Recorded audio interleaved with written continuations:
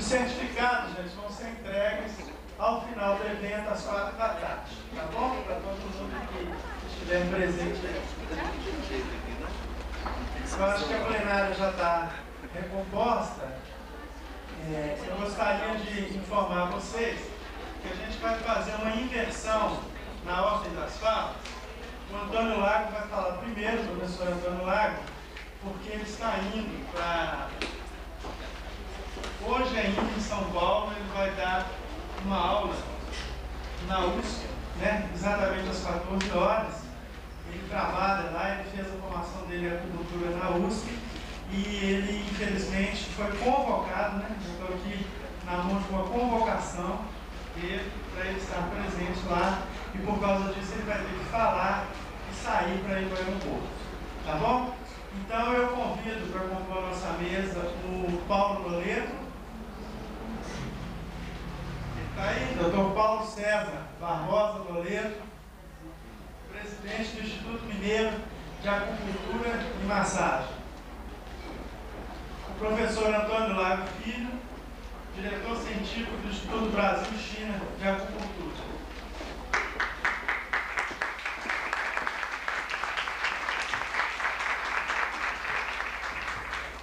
E o Dr. Wellington Moreira de Guiz, que é o presidente do Sindicato dos Acupunturistas e Massoterapeutas de Minas Gerais. Câmera, vocês vão usar o reto? Eles vão usar agora. Bom, gente, o objetivo dessa parte dos nossos trabalhos hoje nesse seminário é a gente adentrar um pouco na acupuntura em si. Tá claro? Então, essa proposta gerou que a gente estivesse trazendo esses convidados aqui, que são pessoas de referência em Minas Gerais para o trabalho da acupuntura. Eu passo a palavra então para o Dr. Antônio Lago, que vai fazer sua exposição.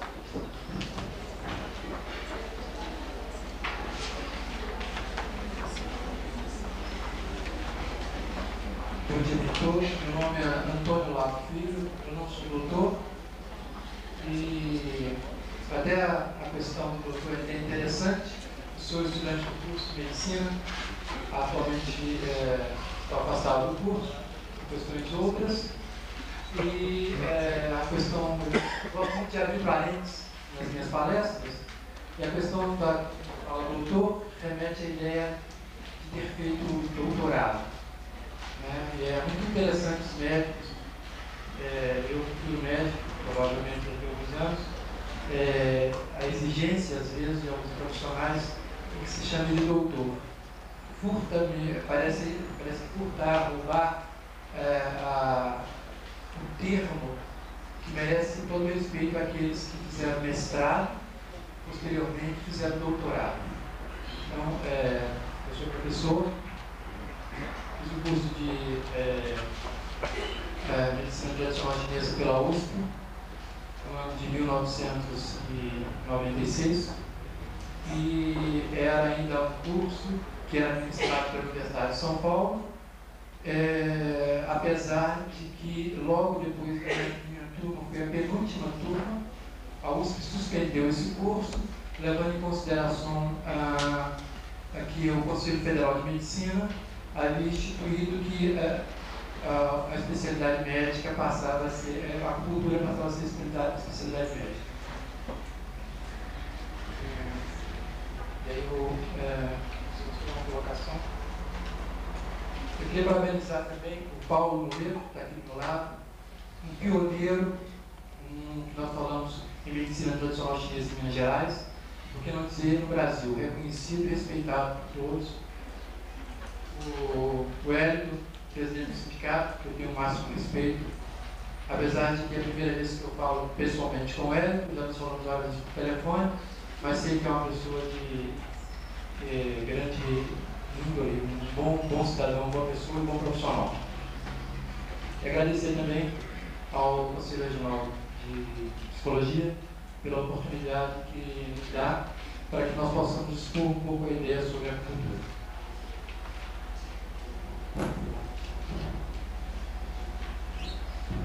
professor Paulo Leite nos colocou, a acupuntura, na verdade, ela é apenas uma pequena parcela do que nós chamamos de medicina tradicional chinesa.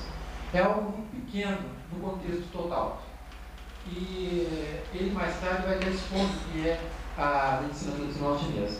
O que me foi colocado para expor a vocês é uma questão mais burocrática. Eu até peço perdão, porque é um tema que me foge no sentido de não é o mais que me agrada mais. Me agradaria muito mais estar falando sobre a medicina tradicional chinesa, os fundamentos, a história, a técnica e coisas assim. Então, o que nós vamos fazer hoje aqui, o que eu vou fazer com vocês, vai ser expor alguns fatos que são realidades que aconteceram nos últimos anos com relação à questão da acupuntura e os não médicos. Por que foi escolhido o tema para mim? Eu acho que o justificativo é porque eu sou, como acadêmico do curso de medicina,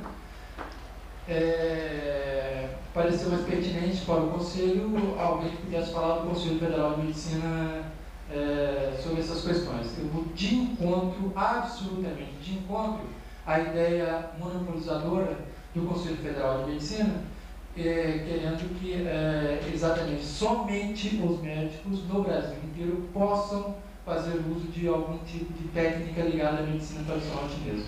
E é por isso que eu estou fazendo minhas colocações. É claro que eu já sofri pressões dentro da faculdade, pressões difíceis, e não vou mudar a minha maneira de viver por causa disso. Só para iniciar a nossa conversa, eu queria colocar fazer um parêntese, mais um parêntese. Nós temos um curso que é voltado para médicos. O Instituto Brasileiro de Acupuntura, ele foi fundado em 1986. Eu não estava na fundação do Instituto. Ele tem profissionais, o Dr. Shen Li Castro, oncologista, acupunturista, formado pela Faculdade de Medicina de Shanxi, na China, em 1964. Dr. Shen Li, ele é médico também, clínica médica, acupunturista, formado em 1972 pela Faculdade de Medicina de Shanxi, na China. Dr. Joaquim Kang, clínica médica, e fez o curso também de cirurgia pela residência no Hospital Cristo Coach em Belo Horizonte, formado em 1983 e é formado pela Universidade Federal. Nós temos um curso que é voltado para médicos. O único motivo que faz com que o Instituto mantenha um curso, pode colocar a primeira lâmina, por favor, mantenha o curso voltado exclusivamente para médicos, eu quero deixar isso bem claro, é porque nós temos uma parceria que, por sinal, dada a minha luta com relação à acupuntura, tornou-se uma parceria que está quase que perdendo essa parceria, com a USP.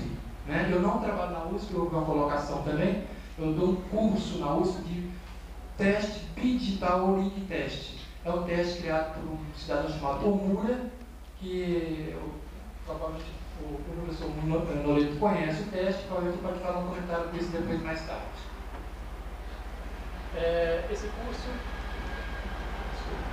só uma...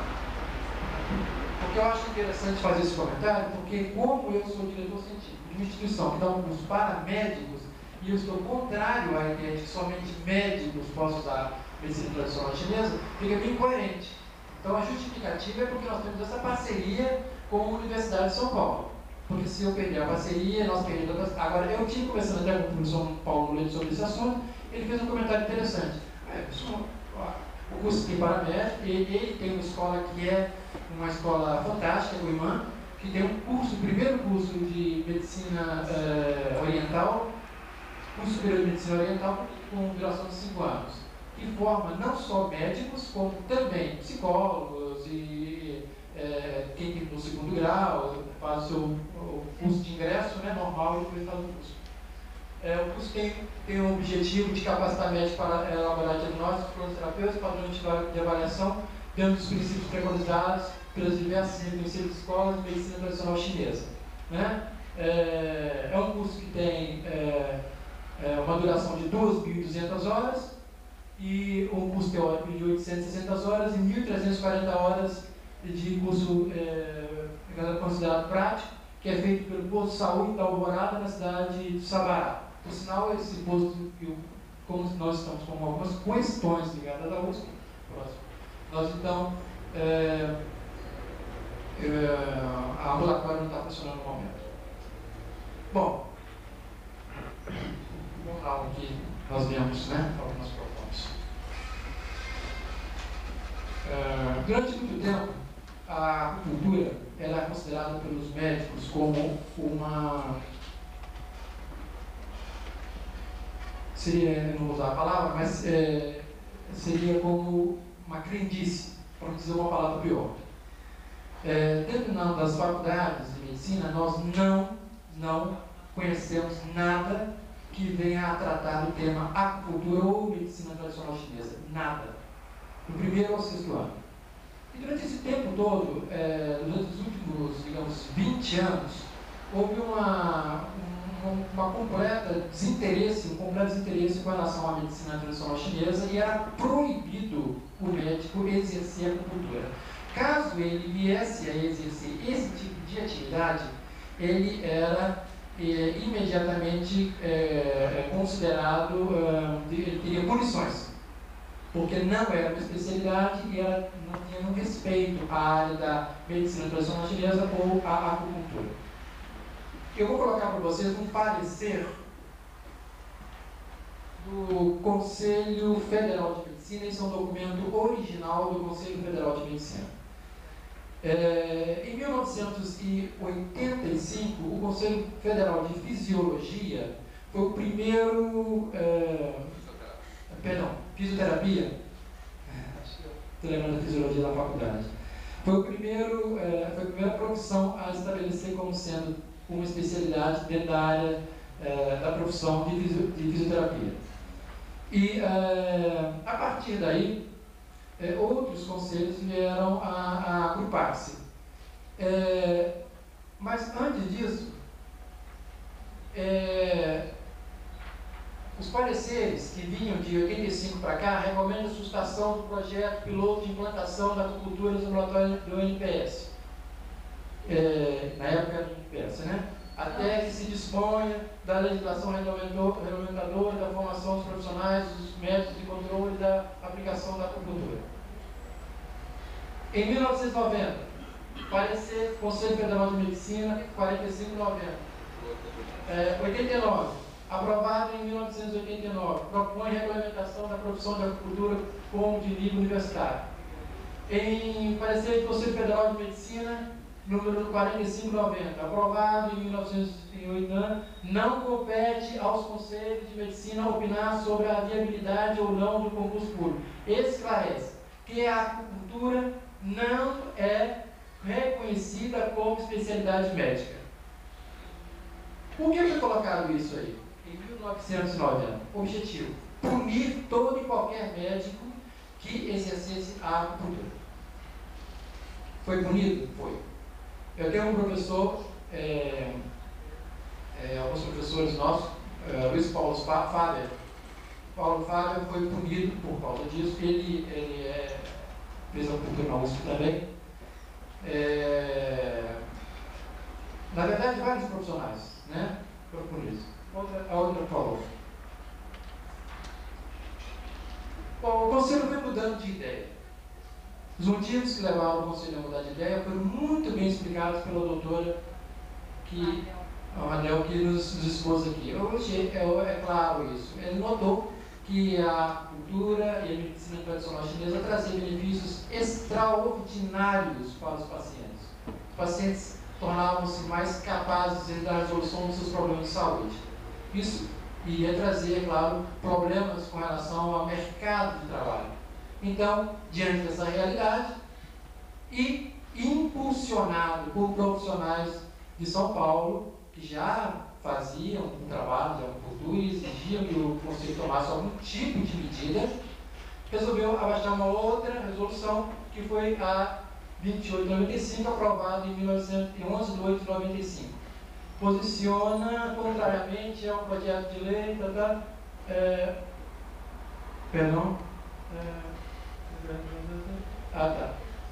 ao projeto de lei número 383, do deputado Marcílio Romano Machado, que regulamenta a profissão de técnico em acupuntura. Ele era contrário a esse tipo de possibilidade, técnico em acupuntura. Referenda pareceres anteriores e reconhece a acupuntura como especialidade médica. Bom, em 1995, o Conselho Federal resolveu reconhecer a acupuntura como especialidade médica. Isso aconteceu também em 1980.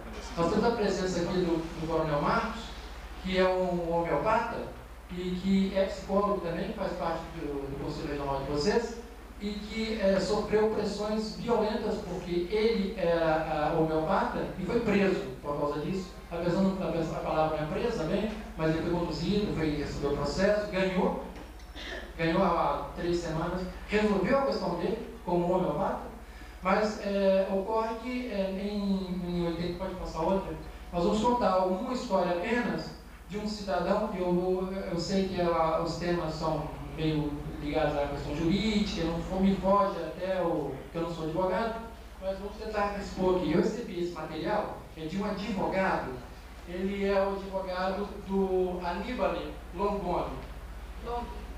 Long, isso, perdão. Então eu vou ler para vocês, para ser mais sucinto.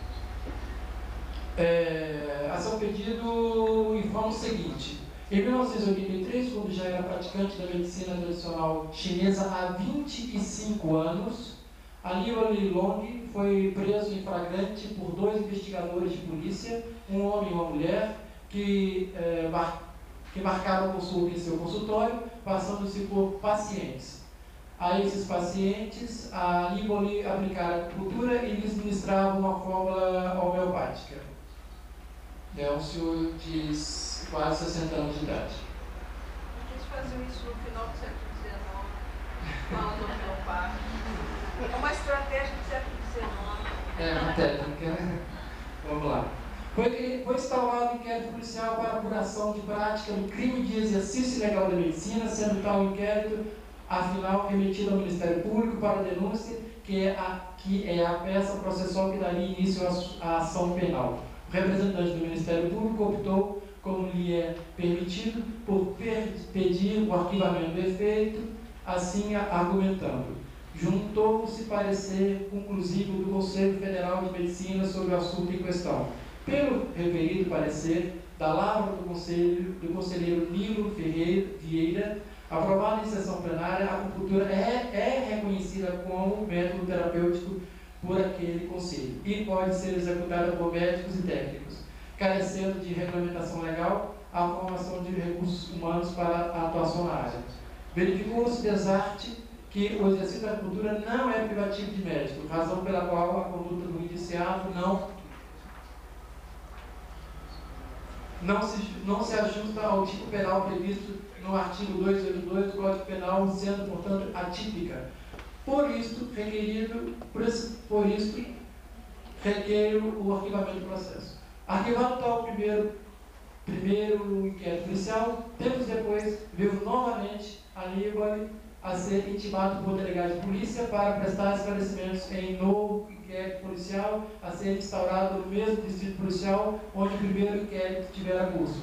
Procurou então Aníbal, o advogado Pedro Paulo Negrini, esse que me passou o material, para que este tomasse as providências devidas. O advogado, baseado no argumento de que a polícia não podia instaurar novo inquérito sobre o mesmo fato, já apurado em inquérito policial anterior, arquivado por decisão judicial, impetrou o habeas corpus, visando impedir que o delegado de polícia instaurasse um novo inquérito. Pedidas pelo juiz, informações ao delegado de polícia, apontado como autoridade coadora, este informou que sua delegacia recebeu denúncia anônima contra Aníbal. Novamente o Ministério manifestou-se contra ao inquérito policial. Não sei. Habeas corpus, perdão. Favoravelmente a Aníbal e pela concessão do habeas corpus. Disse o seguinte: se a lei determina expressamente que a acupuntura somente poderá ser exercida por médicos, aí sim, então somente após a entrada em vigor da lei, seu exercício por profissionais estranhos da área médica configurar o crime em análise. Pode passar o próximo problema. Apesar do parecer favorável do Ministério Público, o juízo de primeira instância denegou a ordem de habeas corpus baseado no argumento seguinte: vê-se no caso em tela, notadamente pela resolução 145 de 95 do Conselho Federal de Medicina, aí sim, aí ele usou o que nós sabemos que não é lei. Os conselhos federais, tanto esse como qualquer outro, ele pode trabalhar na questão de orientar os seus membros, os seus afiliados. Eles não têm força de lei. Isso é uma questão do Congresso, né? Então, um equívoco desse senhor, né? Ter sido, vê-se no caso eterno, notadamente pela resolução 1455/95 do Conselho Federal de Medicina, ter sido a acupuntura reconhecida como especialidade médica, em face da necessidade do diagnóstico clínico específico de instituição terapêutica particular. Em outras palavras, para tal entidade, sendo ato próprio do médico, indispensável a formação prévia superior em medicina para o seu exercício. Ante a denegação da ordem de habeas corpus para o trancamento do inquérito policial, ofereceu-se recurso ao Tribunal de Justiça do Estado de São Paulo, baseado no seguinte resumo da contra-argumentação ao raciocínio do juiz de primeira instância. Entre reconhecer o Conselho Federal de Medicina a acupuntura como especialidade médica e formar médicos acupunturistas, vai uma grande distância. As terapias praticadas pela medicina tradicional chinesa e pela medicina convencional têm fundamentos diametralmente opostos. A medicina tradicional chinesa parte do princípio de que o homem tem dois corpos justapostos, um corpo energético, outro corpo dito somático. Toda doença passa pelo corpo energético, instalando-se posteriormente no somático. A medicina tradicional chinesa trata o paciente como um todo. A alopatia cuida da doença focalizada e é cada vez mais especializada. A medicina tradicional chinesa trata o paciente por meio do equilíbrio do sistema energético e, por sua vez, age no sistema físico-químico do paciente. A medicina alopática não atenta para a existência da bioenergia, não palpável, mas prende-se tão somente à parte estrutural palpável e visível, o arcabouço, o esqueleto. Quando o problema ocorrido no corpo energético ainda não está estabelecido no corpo somático, a alopatia chama o fenômeno de doença psicossomática. Quando o Conselho Federal de Medicina reconhece a acupuntura como especialidade médica, ela passa a acatar os conceitos da medicina tradicional chinesa relativo ao corpo energético, conceitos antes abominados pelos senhores médicos. Só que até agora nenhuma escola de medicina ensina os conceitos de medicina tradicional chinesa. Nenhuma. Não são ministrados tais ensinamentos nas matérias curriculares nem nos cursos de residência. Ainda não tem residência nessa área. Portanto, tem curso só de especialização. Portanto, não basta ser médico para praticar a medicina. Mas, uma vez o Ministério Público deu parecer favorável à concessão do habeas corpus, em favor de Aníbal, e o Tribunal de Justiça de São Paulo concedeu a ordem impetrada, determinou o trancamento do inquérito policial e expediu salvo-conduto para que Aníbal pudesse exercer sua profissão sem ser importunado pela polícia. Mais uma vez, no entanto, terceira vez, Aníbal foi intimado para ser indiciado em inquérito policial em delegacia da Polícia de São Paulo. É que a Associação Brasileira dos Médicos Homeopatas, agora é a Médicos Homeopatas, ingressou contra ele como representação criminal junto à Procuradoria de Justiça do Estado de São Paulo, Ministério Público, acusando de prática do crime de exercício ilegal de medicina. A Procuradoria enviou ofício à Delegacia de Polícia determinando instalação de novo inquérito policial, que seria o terceiro. Aníbal defendeu-se junto à Procuradoria-Geral de Justiça, demonstrando que os dois inquéritos anteriores já haviam sido arquivados, envolvendo a mesma acusação, e informando que estava protegido por salvo-conduto, expedido pelo Tribunal de Justiça de São Paulo para exercer sua profissão. Tal último inquérito também foi arquivado. Aníbal tem atuado na prática de medicina tradicional chinesa e tem dado aulas sobre matéria a profissionais de todas as áreas, inclusive a médicos, e cada vez tem demonstrado interesse sobre o assunto. Nesse momento está em viagem para a China e Japão como autoridade internacional com autoridade internacional que é sobre o assunto. Atenciosamente, advogado dele, Paulo Pedro Negrini. Bom, o que causou esse senhor? 25 anos de acupuntura, de medicina tradicional chinesa, é um senhor idoso.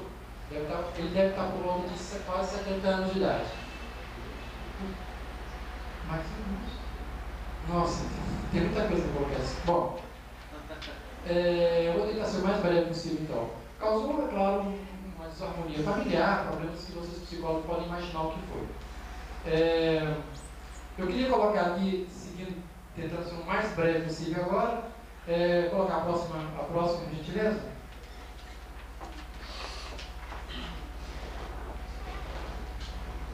Esse é o Código de Ocupações Brasileiro de Ocupações, e que é o Código Brasileiro de Ocupações e a Classificação Brasileira de Ocupações. Eu não vou ler tudo isso.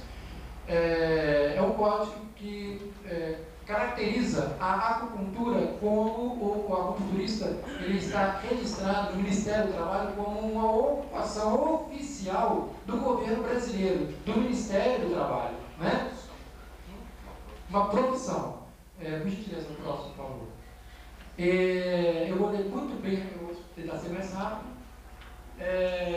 A descrição é a seguinte: isso é o código o psicólogo, o médico, o engenheiro, o pedreiro, todo mundo está lá no Código Brasileiro, é reconhecido. É o código 79.15. Isso.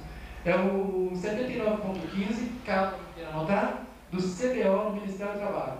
Sinônimos: descrição do acupunturista, executa o trabalho de moléstias psíquicas, tratamento de moléstias psíquicas, nervosas e outros distúrbios orgânicos ou funcionais, aplicando estímulos sedativos ou tonificantes para suprimir os males e restabelecer a saúde afetada. Descrição detalhada: examina o paciente, verificando e interpretando os sintomas apresentados e relacionando-os com outras características individuais, para decidir sobre os estímulos a ser aplicado.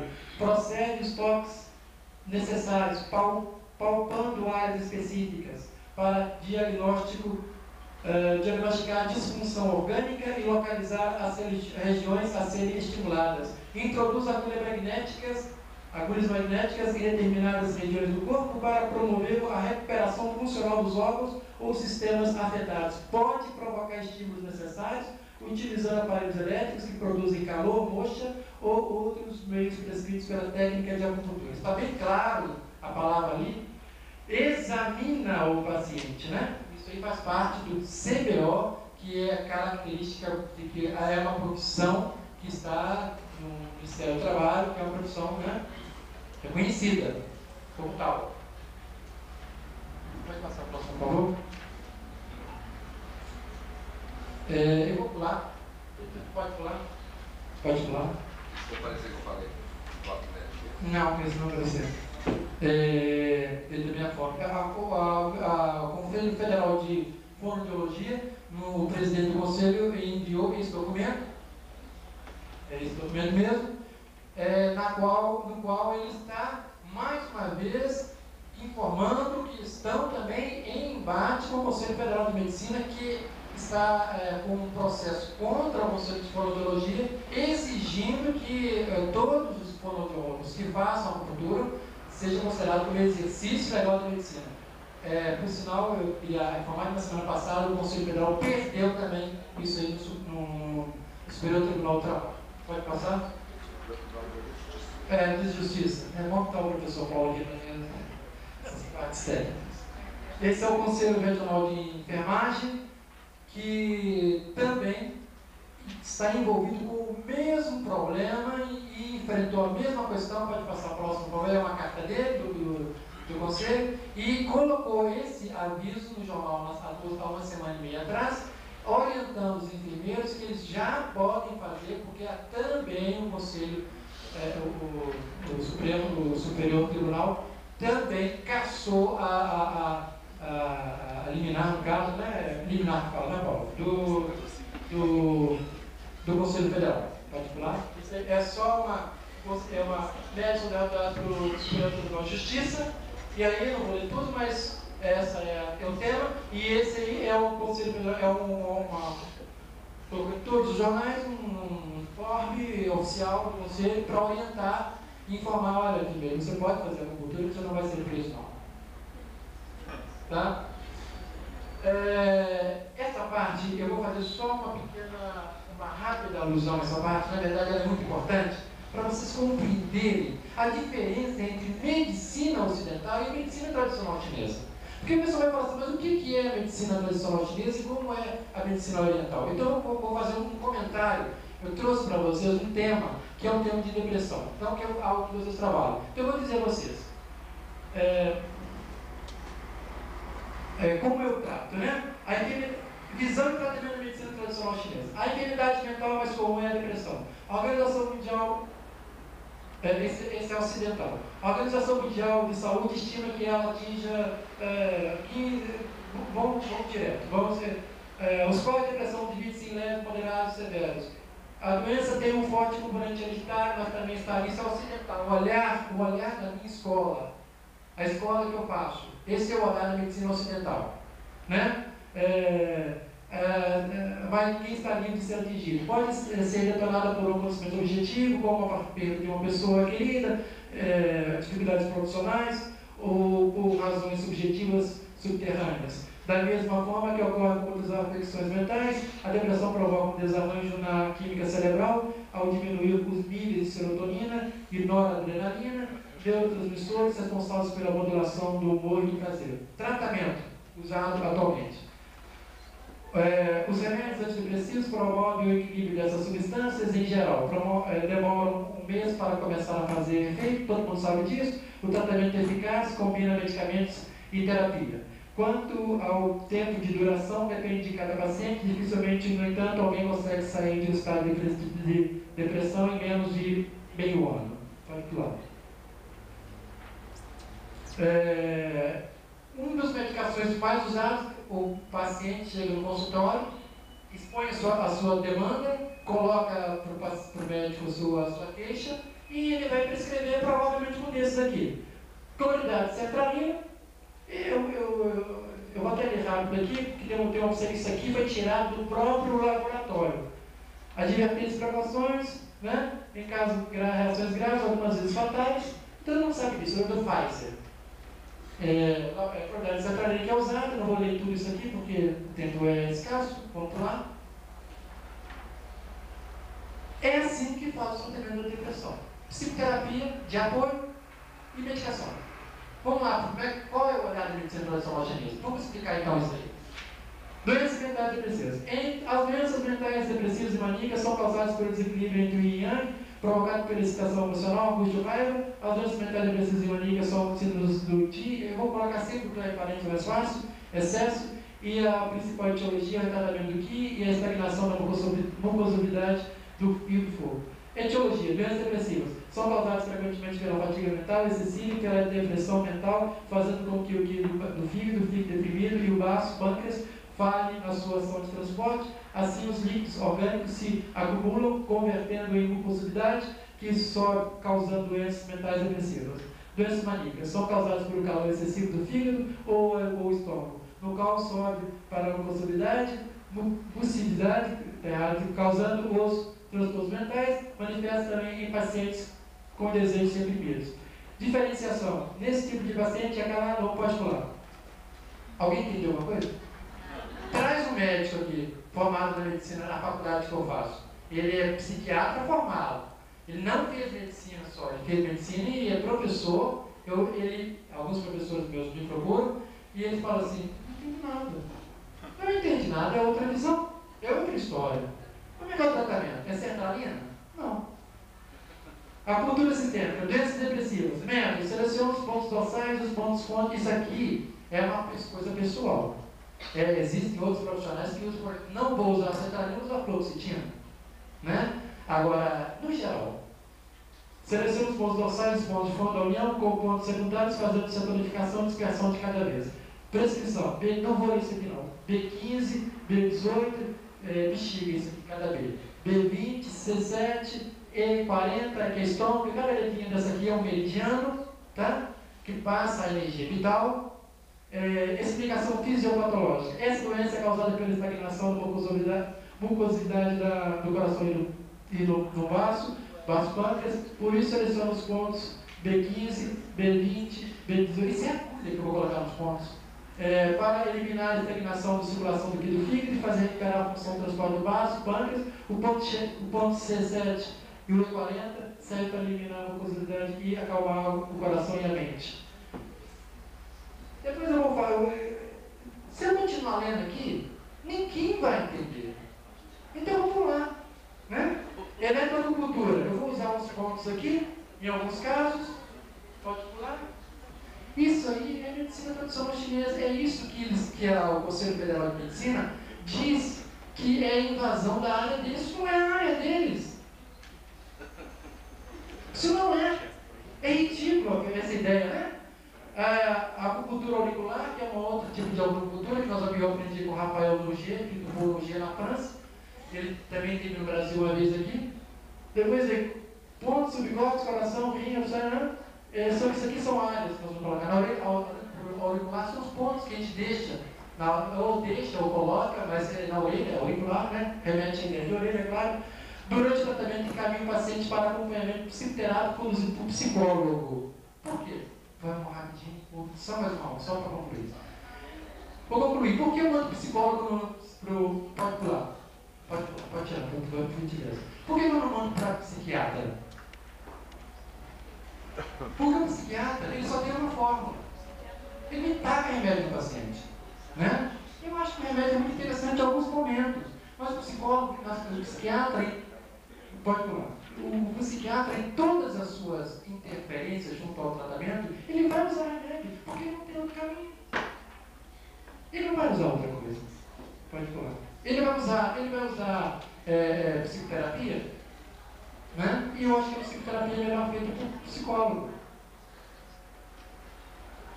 E por que psicólogo? Porque, na verdade, o curso de medicina, ele é confuso compreender isso. Olha, um indivíduo termina o curso de medicina 6 anos, ele faz exatamente em 6 anos. Eu vou retornar ao curso. Psiquiatria clínica, essa é uma área que eu já fiz. Psiquiatria clínica, 30 horas. 30. Terminou o curso de medicina, ele fez 30 horas. Aí ele terminou o curso, recebe o quê? O diploma. Ele recebe o diploma. Mais do que isso, por gentileza. Mais do que isso, ele pode prescrever o que ele bem entender. Porque o Conselho, pode falar por gentileza? Porque o Conselho Federal de Medicina autoriza ele a atender o que ele quiser, e se ele quiser, ele opera no coração. Né? Aqui, partindo da premissa estabelecida pelo consulente, isso apareceu no Conselho Federal. Partindo da premissa estabelecida pelo consulente de que é médico regulamentarmente graduado e registrado no Conselho de Medicina, em tese, tem os direitos legais de praticar qualquer ato médico. Impõe-se que sejam feitas as seguintes observações. A expressão em tese implica reconhecer limitações de ordem teórica, no que se refere à bagagem de conhecimento que a graduação do curso de medicina possibilita ao estudante avaliar. E que, por questão de lógica, será menor que a bagagem doutrinária do especialista. Faz-se necessário salientar, contudo, que o não especialista deve ter conhecimentos fundamentais da profissão.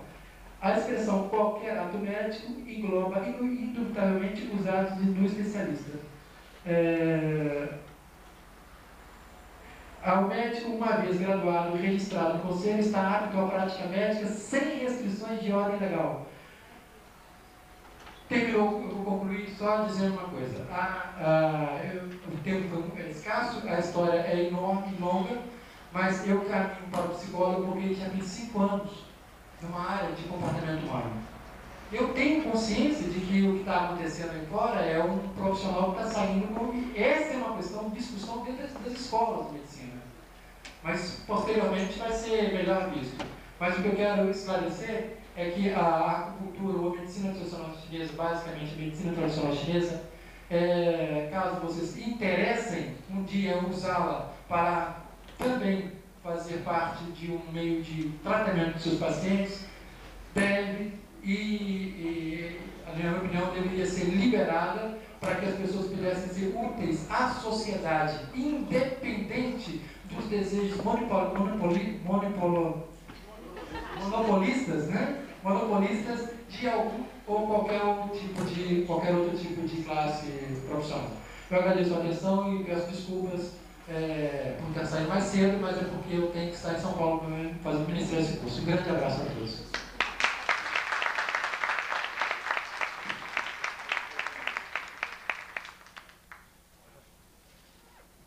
Em nome do Conselho, eu agradeço ao Antônio Lago que veio mostrar um pouco dessa militância e desse embate no campo institucional, né?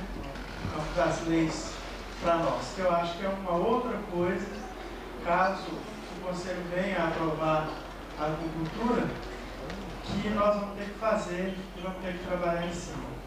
Eu passo a palavra agora para o doutor Paulo Loreto.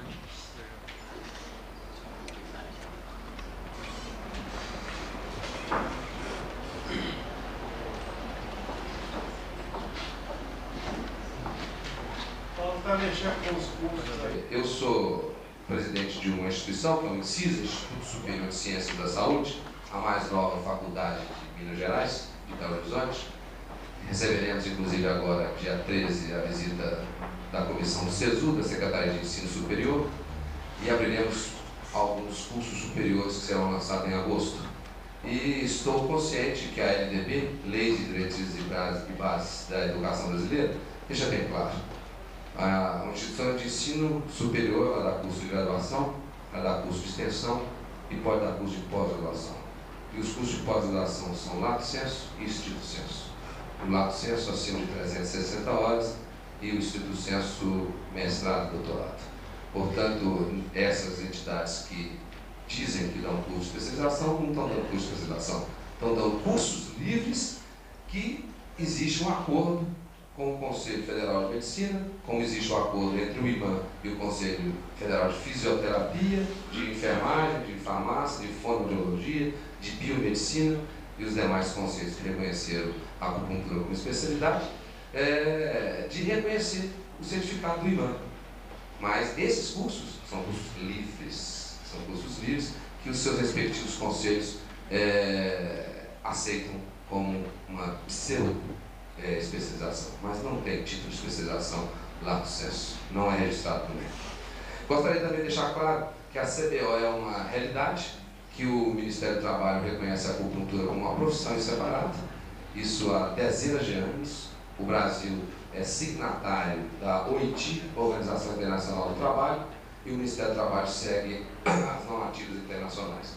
Portanto, a acupuntura no mundo é profissão separada, com exceção da França, que em 1960, o introdutor da acupuntura no mundo ocidental, Cônsul Solier Morin, na década de 20, ao retornar do seu exercício profissional na França, na China, voltando ao seu país de origem, França, ensinou a acupuntura a um grupo de médicos, e ele formou-se em medicina tradicional chinesa, e era um grande sinólogo, lia, escrevia, chinês, inclusive chinês arcaico.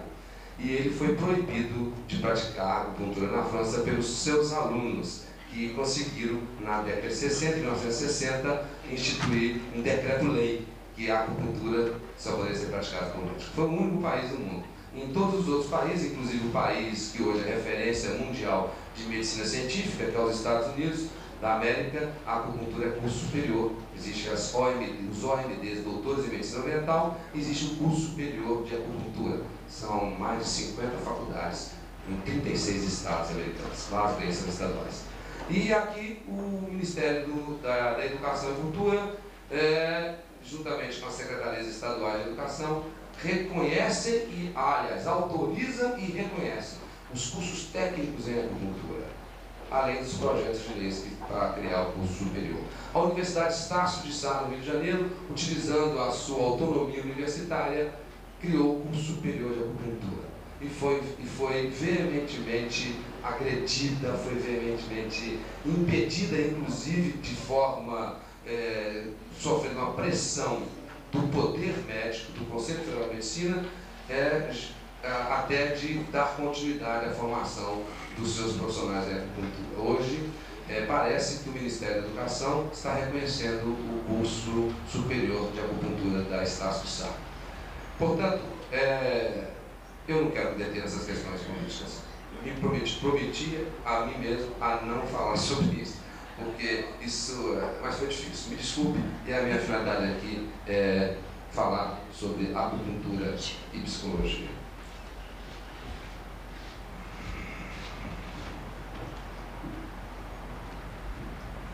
Pois bem, a medicina tradicional chinesa é uma medicina que teve origem numa região que nós conhecemos geopoliticamente como China, e que na época da sua origem a China não existia da forma que é hoje. Eram várias tribos inclusive que não se davam, isso há mais ou menos 5.000 anos atrás, e 3 imperadores legendários foram os precursores do que nós chamamos de medicina chinesa. O imperador Fuxi, o imperador Huangdi e o imperador Shendu.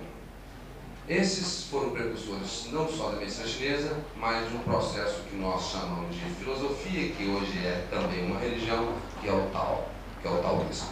O taoísmo é a base de toda a medicina chinesa e é a base do pensamento oriental, em especial o pensamento oriental do Extremo Oriente. China, Vietnã, Laos, Tailândia e de certa forma a Coreia, que a Coreia pertencia à China, né? Hoje nós temos aí a Península da Coreia, dividida em norte e sul.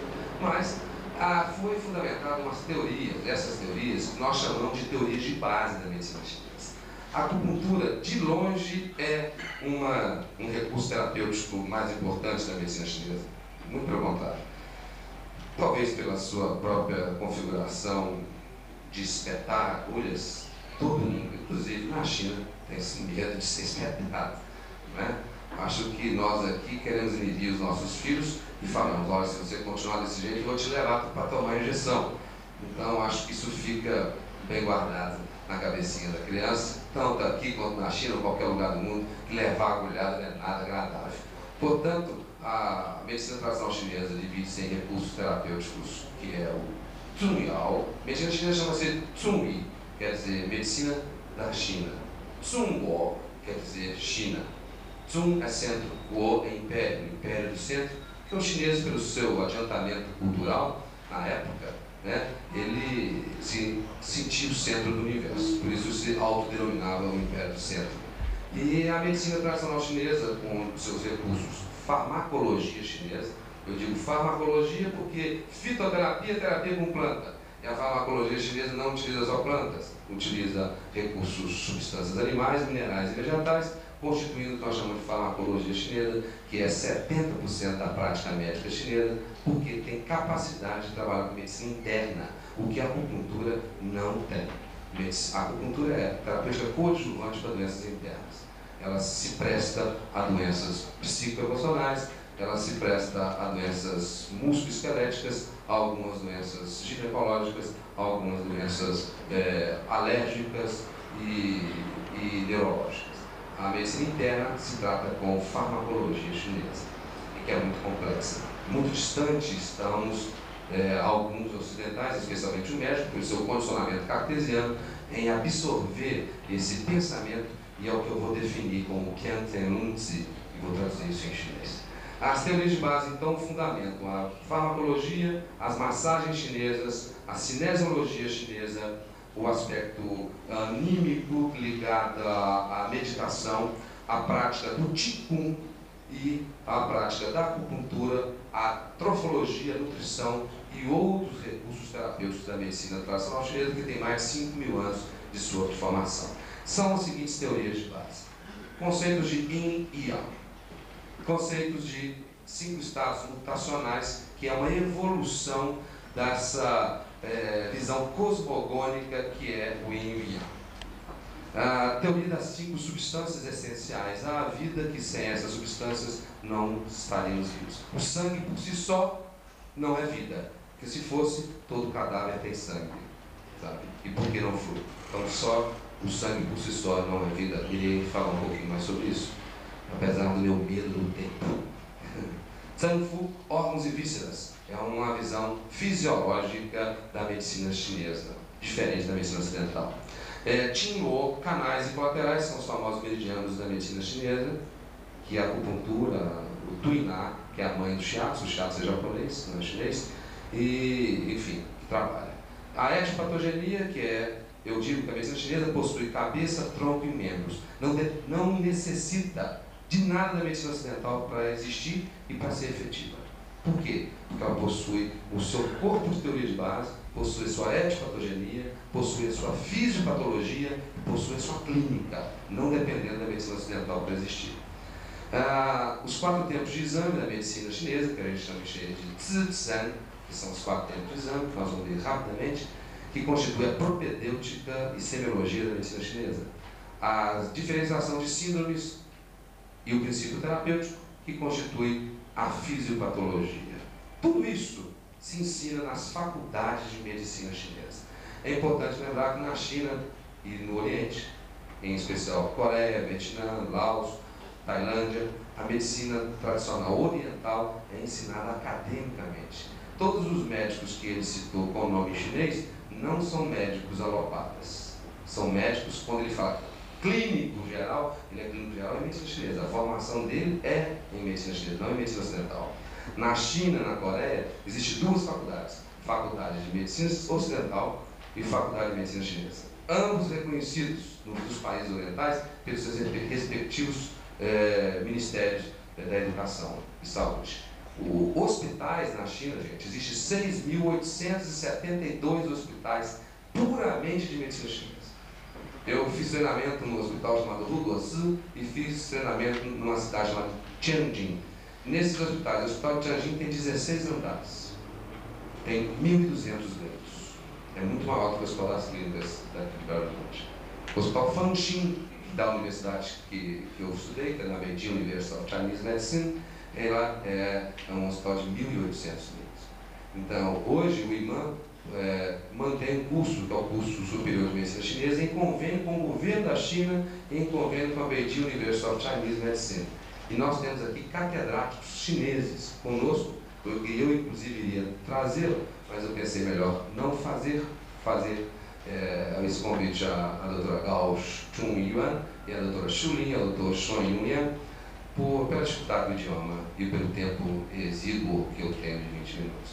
Mas são PhDs, todos são PhDs, e na China existe a graduação e a pós-graduação, estrito centro, mestrado e doutorado em medicina chinesa. E nos Estados Unidos também, por incrível que pareça. Portanto, essas teorias aí são teorias que se aplicam a todos os recursos da medicina chinesa e é o que a gente fala, o ICB, o Instituto de Ciências Biológicas do curso de medicina chinesa, além da anatomia, fisiologia, bioquímica pertinente à medicina ocidental, se estuda essa cadeira chamada teoria de base, que são essas disciplinas. Conceito de Yin Yang, acho que todo mundo já sabe, a gente deve aferir que Yin relaciona-se a pegar a imagem da água e o Yang a imagem do fogo. Ou seja, tudo que nós sabemos que a água é capaz, ela é fria, ela tem uma tendência de descer, né? Essa é a capacidade, a visão que nós vemos do Yin, e o Yang é uma visão que é relacionada ao fogo, a gente pode aferir, tem os mesmos atributos do fogo, de ascensão, de calor, enfim. Uma é quieta, outra é inquieta, enfim, então, todas as relações que a gente chama de interdependência, são todas as relações que o Yin e Yang têm, que é oposição e interdependência, são opostos, mas um depende do outro para existir. Né? Não existe Yin sem Yang, nem Yang sem Yin. E é o que nós estamos passando aí, dialeticamente falando, é um reviver. O ser humano está percebendo que aquele discurso cartesiano, aristotélico, não deu fundamento para a sua saúde e a sua felicidade. Está todo mundo questionando isso. Não somos felizes. Cadê aquela boutique de órgãos que teríamos? Né?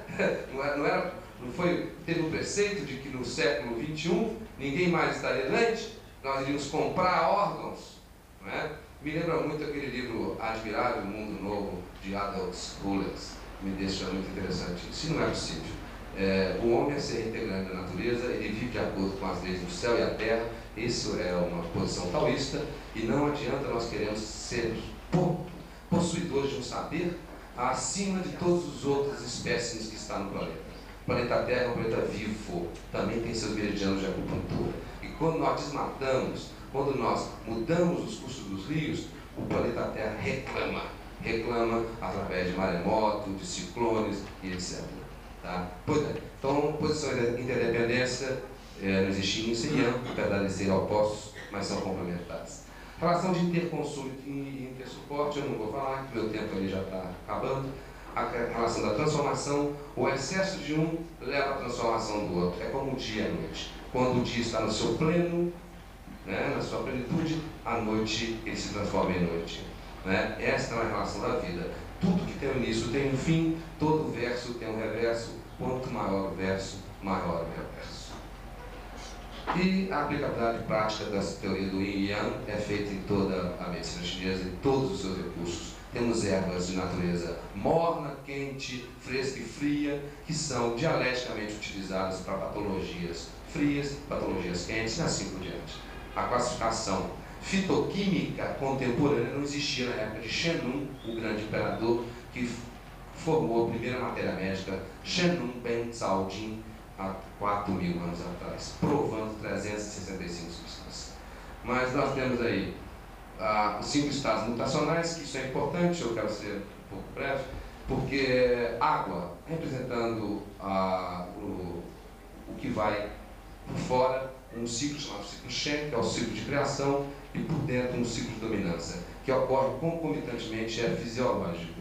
A visão integrativa da medicina chinesa se faz porque ela relaciona que órgãos e vísceras podem levar à alteração do humor e das emoções. E também, contraparte, ela acredita que emoções negativas constantes podem ferir órgãos e vísceras. Então, uma visão psicossomática mais antiga do mundo. Ou seja, pessoas com disfunções hepatobiliares, madeira, fígado e vesícula biliar, podem levar a alterações do humor, causando depressão ou raiva, dependendo plenitude ou vazio dessa energia. E, por sua vez, nós sabemos que a culpa, a tristeza, que é mantida pelo metal, pulmão, vai contra-dominar a raiva. É aquele que fica raivoso, que agride, que fica com irritabilidade, ele se arrepende com o processo de culpa, de tristeza, equilibrando a sua emoção. Ou seja, a medicina chinesa tem uma visão que nós infelizmente chamamos de psicologia. Na China não existe psicologia, sabe? Freud não existe na China, não existe psicanálise, não existe psicologia na China, inexiste mesmo, não existe consultório nem profissão de psicólogo na China, porque essa dicotomia que psicólogo trabalha com mente e fisioterapeuta trabalha com corpo é oriundo de quê? Por toda uma formação cartesiana da física que sempre influenciou todas as ciências. Só que a física partiu do conceito de átomo para o conceito de tomo. A partícula não divisível se tornou divisível e manipulável. Só que as ciências biológicas ainda estão fixadas no conceito de célula e a própria célula. E aquilo que vem antes da célula. Né? Então hoje nós temos a organização de que a medicina partiu da estrutura, medicina ocidental, da célula, partiu para a organização e desenvolvimento celular, que é a embriologia, para a associação de tecidos, de células específicas, formando tecidos específicos, e aí sim que se preocupa-se com a função desses órgãos. Mas sempre a nossa medicina, como brilhantemente a doutora Mardel, não sendo médica, mas tendo uma visão antropológica e bacana, linda, assim, uma visão ampla, ela disse claramente que a física é que deu suporte à prática médica através do diagnóstico de imagem. Então o diagnóstico de imagem é diagnóstico da lesão. Só que a lesão, quando já está estabelecida, já não tem mais cura. Você pega um paciente com gonartrose, com artrose de joelho, com toda a cápsula articular degenerada, o que fazer? Uma prótese. Isso é medicina? Isso é engenharia. A engenharia desenvolveu a prótese, sabe? Então, o que ocorre? A medicina chinesa, ela acredita que a doença se manifesta primeiramente energeticamente, porque os chineses perceberam ao longo de milhares de anos que a função está relacionada com os órgãos internos em harmonia, e que a harmonia é a saúde, o desequilíbrio é a doença. Então, o ponto de vista da medicina chinesa é que não devemos combater a doença, devemos promover a saúde, é mudança de paradigma. Então, a medicina chinesa é bem clara nos seus princípios, de que ele parte da função, percebe-se a disfunção energética, que posteriormente vai ser uma disfunção orgânica, e que, se mantiver essa disfunção, ocorrerá a lesão. A medicina ocidental, ela tem uma visão microbiológica, se valeu desse discurso microbiológico para culpar os micro-organismos em relação à etiologia do AVC, tá? E hoje sabemos que não é por aí. Então, enfim, eu gostaria de dizer que ainda temos 5 substâncias, que essas substâncias são o Qi, a energia, que é a concepção oposta à matéria, o Shen, o espírito, a mente, algo oposto ao corpo, ou espiritual em oposição ao material, o Shui, o sangue, mas não o sangue no conceitos bioquímicos e histológicos somente, como tecido conjuntivo, não é só isso, constituintes de eritrócitos e leucócitos, não é só isso. Dentro da medicina chinesa, o sangue ele tem um atributo muito maior, está relacionado com a mente, que se diz quando o sangue está vazio, a morada do espírito, que é o coração, de acordo com a medicina chinesa, também se esvazia e a mente fica obnubilada. Enfim, e temos aí o Jin, que é o conceito de essência, que é um conceito puramente chinês, mas que, se nós pudermos fazer um link, nós chegaremos ao que nós chamamos de código genético.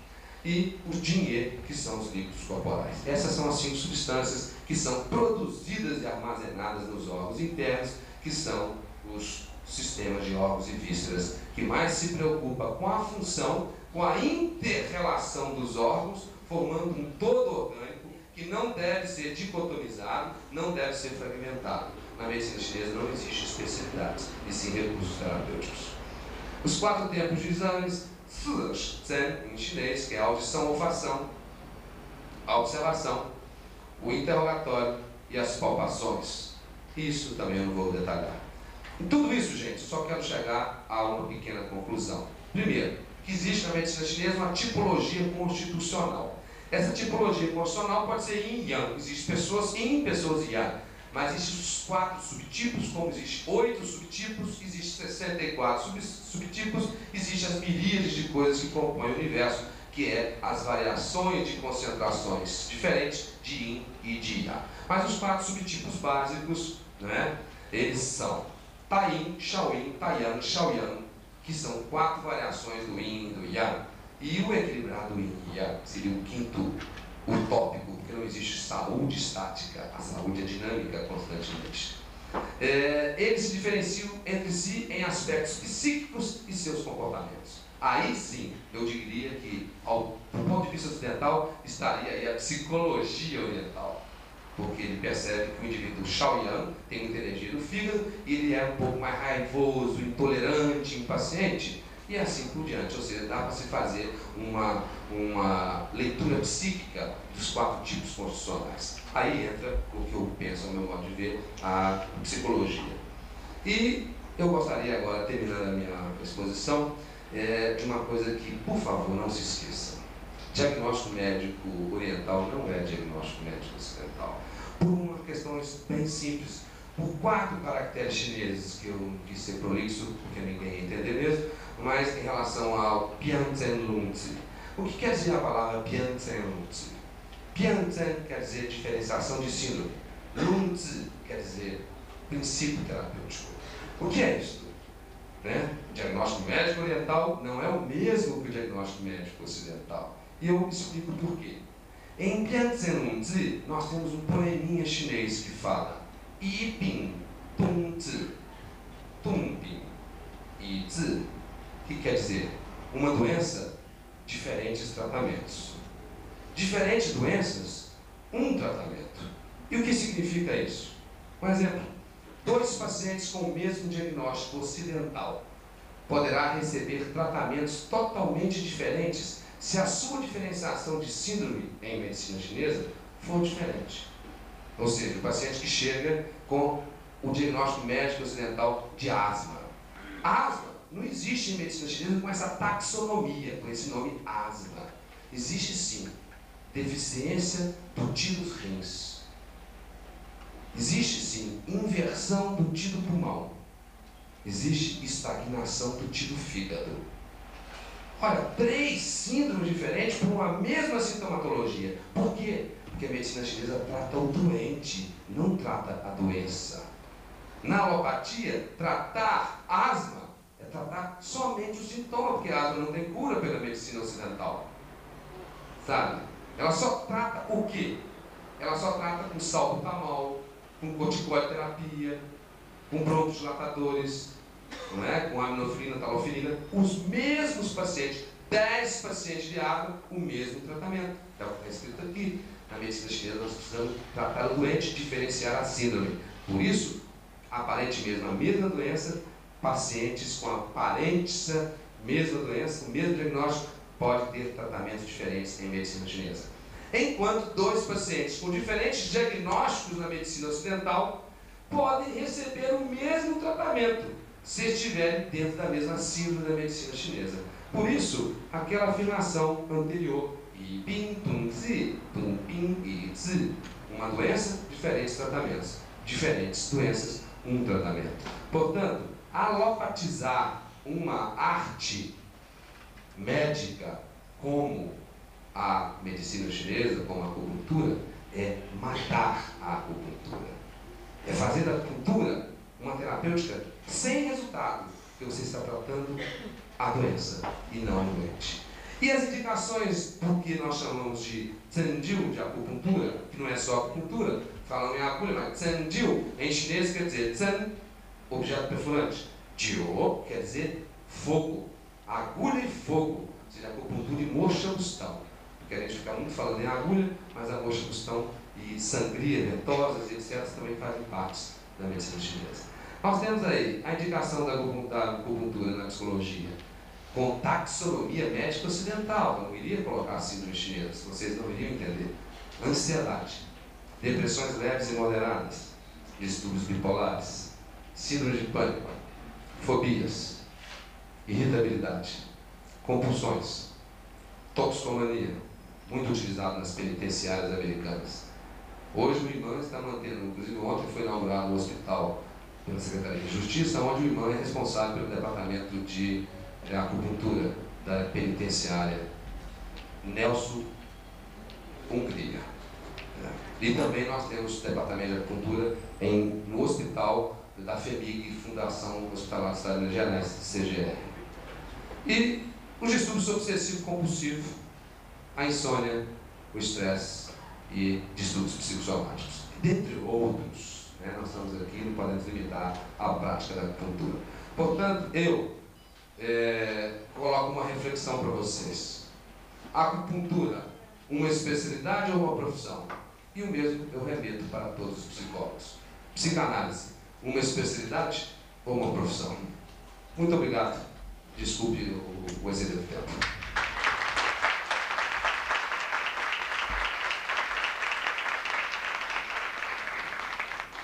A gente agradece a exposição didática do professor Paulo e vamos passar a palavra para o Wellington Moreira, Diniz, né? E eu vou falar isso, mas para enaltecer, o Wellington não é um profissional que tem curso superior, né? Talvez reconhecendo aqui do Wellington esse estado da arte, né? E talvez o coloque ao largo das discussões institucionais de ensino superior, né? Então, estou passando a palavra com muito prazer para o Wellington. Vista, que significa uma coisa muito mais ampla do que um título acadêmico. Significa um estado de alma. Porque, infelizmente, até hoje, a acupuntura foi divulgada no Brasil de uma forma equivocada. Nesse momento, por um lado, me dá muito prazer de participar desse evento e, por outro lado, me dá tristeza porque isso nos mostra um momento histórico que nós estamos vivendo. mostra o retrato do Brasil.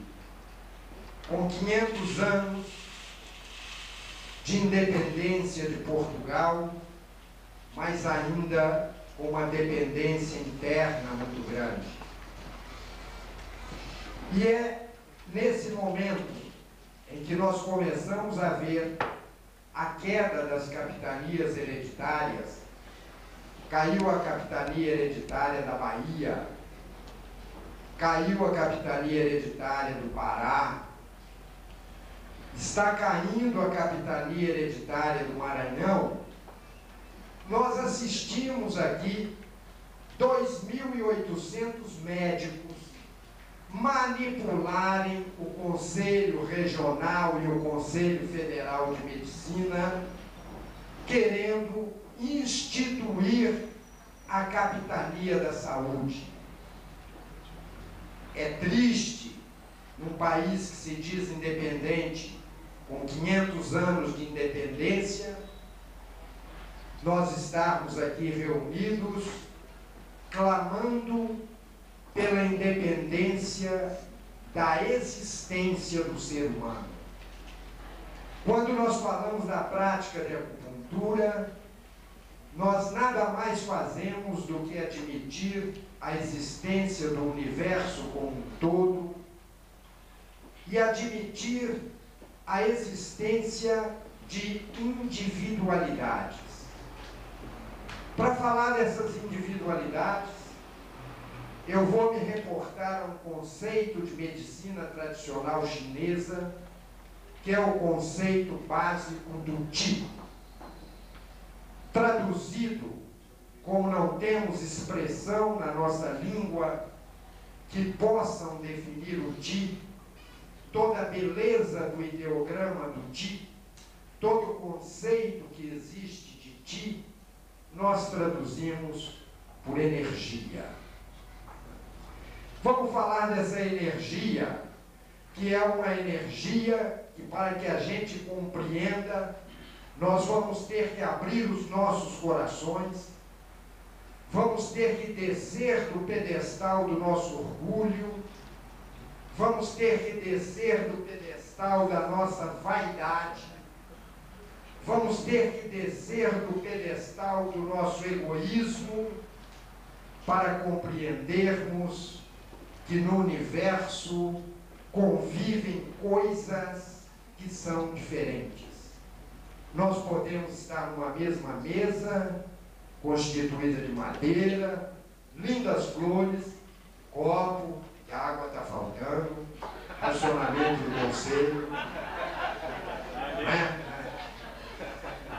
E essas tantas coisas juntas podem formar uma energia que nos leve a clarear o nosso Shen.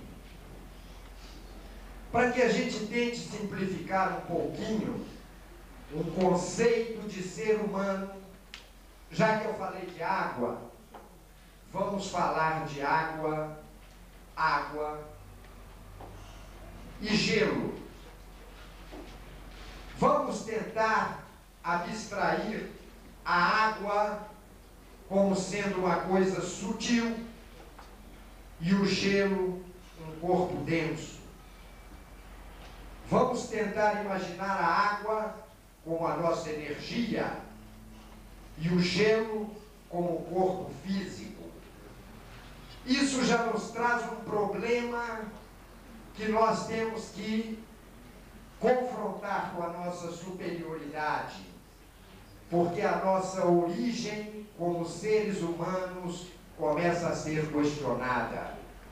A medicina chinesa diz que o Qi, a energia, é a origem do universo. E o homem é o produto do encontro da energia do céu com a energia da terra. Quando essas energias se encontram, surge uma energia que nós chamamos de seres humanos. Isso nos reporta a nossa própria razão de existir.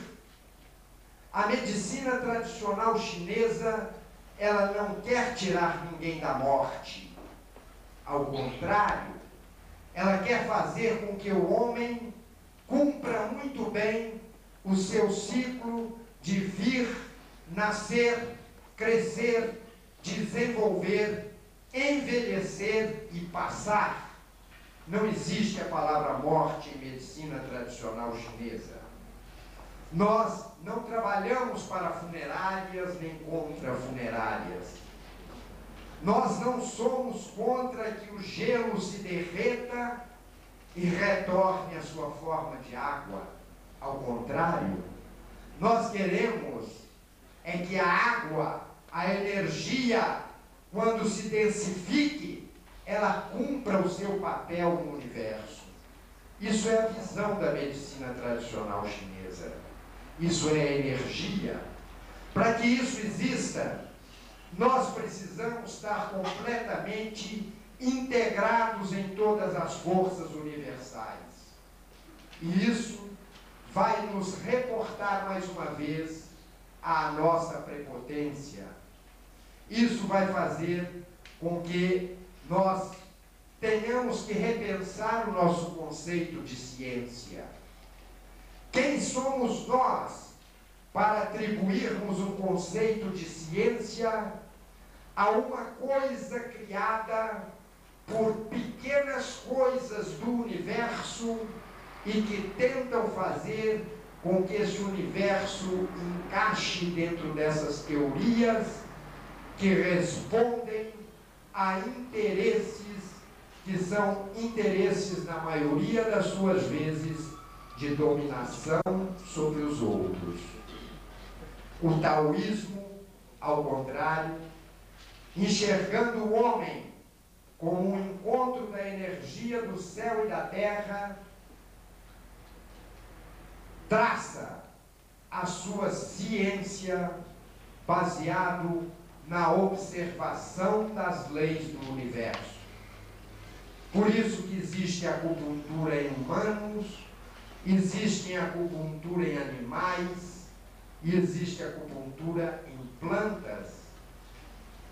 Por isso que a medicina tradicional chinesa tem as suas teorias de base, como o Paulo acabou de apresentar aqui muito bem, e onde eu vou me permitir discordar do professor Antônio, que eu acho que ele passou para vocês uma visão alopática da medicina chinesa, uma visão que eu me permito discordar dela, porque eu enxergo o processo repressivo, e ele não falou em nenhum momento do Shen.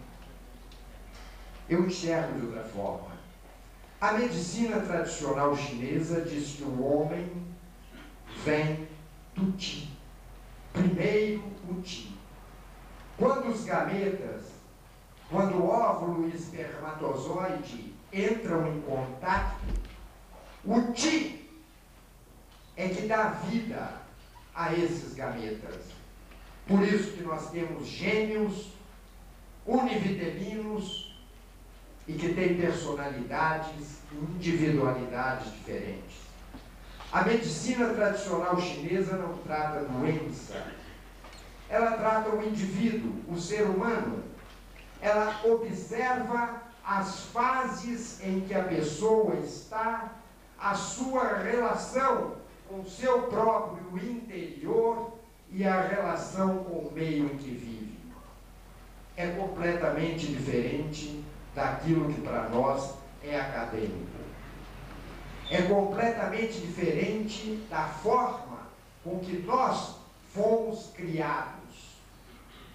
A medicina chinesa não trata o paciente tentando enquadrá-lo em normas e comportamentos sociais. A medicina chinesa, quando é praticada dentro de todas as suas características, ela não quer dar um caminho para as pessoas. Ela quer que cada um encontre o seu caminho. Essa é uma lei básica do Tao. A medicina tradicional chinesa é integrada e regida pelas forças universais.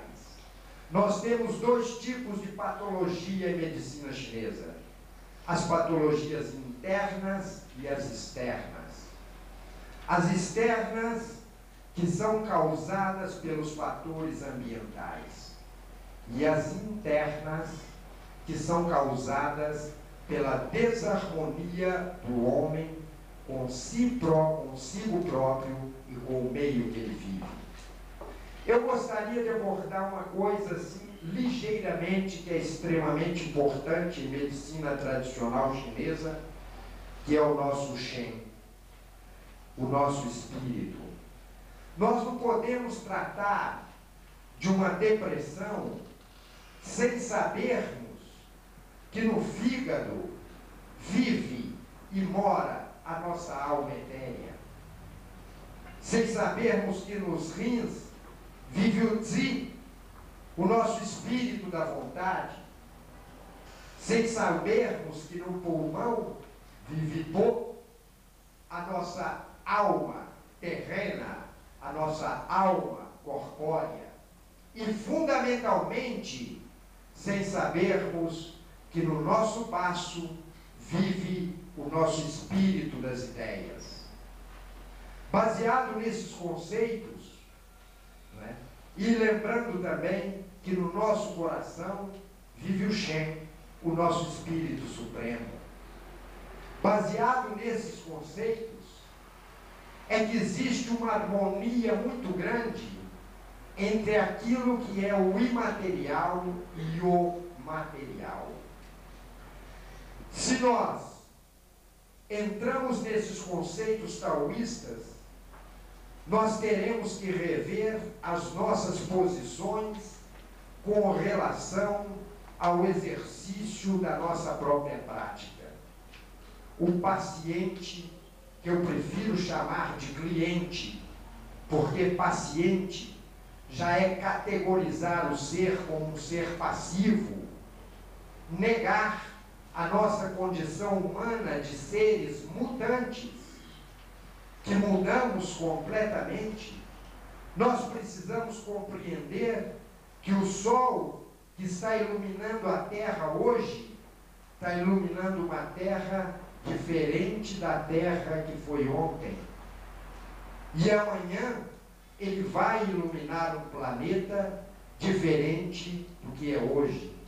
Minimamente pela existência desse evento, em que eu espero que nós saiamos daqui com o coração mais aberto e mais sensibilizado, para que possamos receber coisas novas, cumprirmos o nosso papel evolucionário, não ficarmos estagnados. É importante, o tempo está acabando, eu vou tentar botar aqui. Já valeu a água, valeu o choro, a água está aí. É importante frisar que nesse momento em que entramos no sonhado terceiro milênio, sonhamos com um milênio melhor do que o anterior e ficamos sentados esperando que esse milênio maravilhoso caísse do céu. É importante que nós tenhamos a consciência que nós temos opções que cada um de nós pode cumprir. Ou nós passamos pela vida, ou nós fazemos história. E fazer história não é ser presidente da República, construir grandes monumentos. A maior história que nós podemos fazer é a história do nosso Shen, é a história da nossa alma. Se nós, que somos uma sociedade eminentemente católica, todos nós temos essa origem de 2000 anos, católicos e dogmáticos, formos capazes de abrirmos o nosso coração para aceitarmos aquilo que é diverso, no fundo nós estaremos sendo até cristãos. Estamos admitindo a existência do outro. E nesse momento, para encerrar, que a cordinha está aqui, ó, a cordinha do sacristão, né? Está aqui puxando a cordinha. Eu gostaria imensamente de parabenizar a vocês, ao Conselho de Psicologia, aos psicólogos que hoje têm um conselho, que já foram marginalizados, hoje são um bocadinho menos. Queria parabenizar a vocês por esse evento, parabenizar a vocês pelo espírito não de luta para que a acupuntura seja uma especialidade do psicólogo. Não, não. Eu espero que os psicólogos não estejam querendo tomar o território dos médicos. A acupuntura é feita e praticada por acupunturistas. E eu tenho aqui, nessa sala aqui, pelo menos um par, 3, 4 psicólogas que são minhas alunas de acupuntura, que vão com a psicologia enriquecer o seu trabalho. A acupuntura, ela é especialidade dos acupunturistas, o que não quer dizer que médicos, fisioterapeutas, enfermeiros, advogados, engenheiros, analistas de sistema não possam se tornar acupunturistas. Acupunturista é aquele que recebe a sua formação e que respeita a ciência da medicina tradicional chinesa. Qualquer ser humano, independente da formação acadêmica ocidental que tenha, pode tornar-se um acupunturista. Eu queria deixar aqui para vocês um tema que é extremamente importante para que a gente pense. Esse simpósio abre as portas para uma discussão muito mais profunda. Essa é uma discussão que deve partir da ciência. Essa é uma discussão que deve ser olhada de uma forma taoísta, não de uma forma cartesiana, como é a própria história da medicina, que começou a buscar a culpa da doença nos fatores externos e jamais olhou para o homem. Para que a gente encare uma discussão como essa, eu acho que é fundamental que a gente olhe para o nosso Shen, olhe para o nosso coração, olhe para as nossas caixas de virtudes, abra essa caixa de virtudes, sabendo que nessas energias do amor, do carinho, da fraternidade, da ternura, da solidariedade, é onde estão as bases da medicina tradicional chinesa. Porque somente assim o homem vai poder cumprir o seu karma, transmutando, utilizando o seu dharma para o nosso crescimento individual e o nosso crescimento coletivo. Todos nós que somos ligados à área de saúde sabemos a nossa responsabilidade kármica. Parabéns pelos 40 anos do Conselho. Que esse aniversário sirva para que os psicólogos agreguem em seu coração a chave da abertura para um olhar com outros olhos, não só sobre si mesmo, mas também para todos os nossos pacientes. Muito obrigado.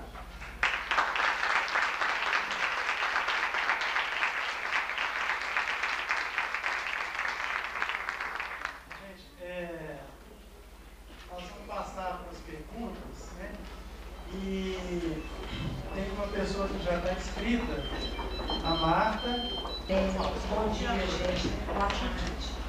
Eu sou conselheira, né, do Conselho Regional e fui também do Conselho Federal.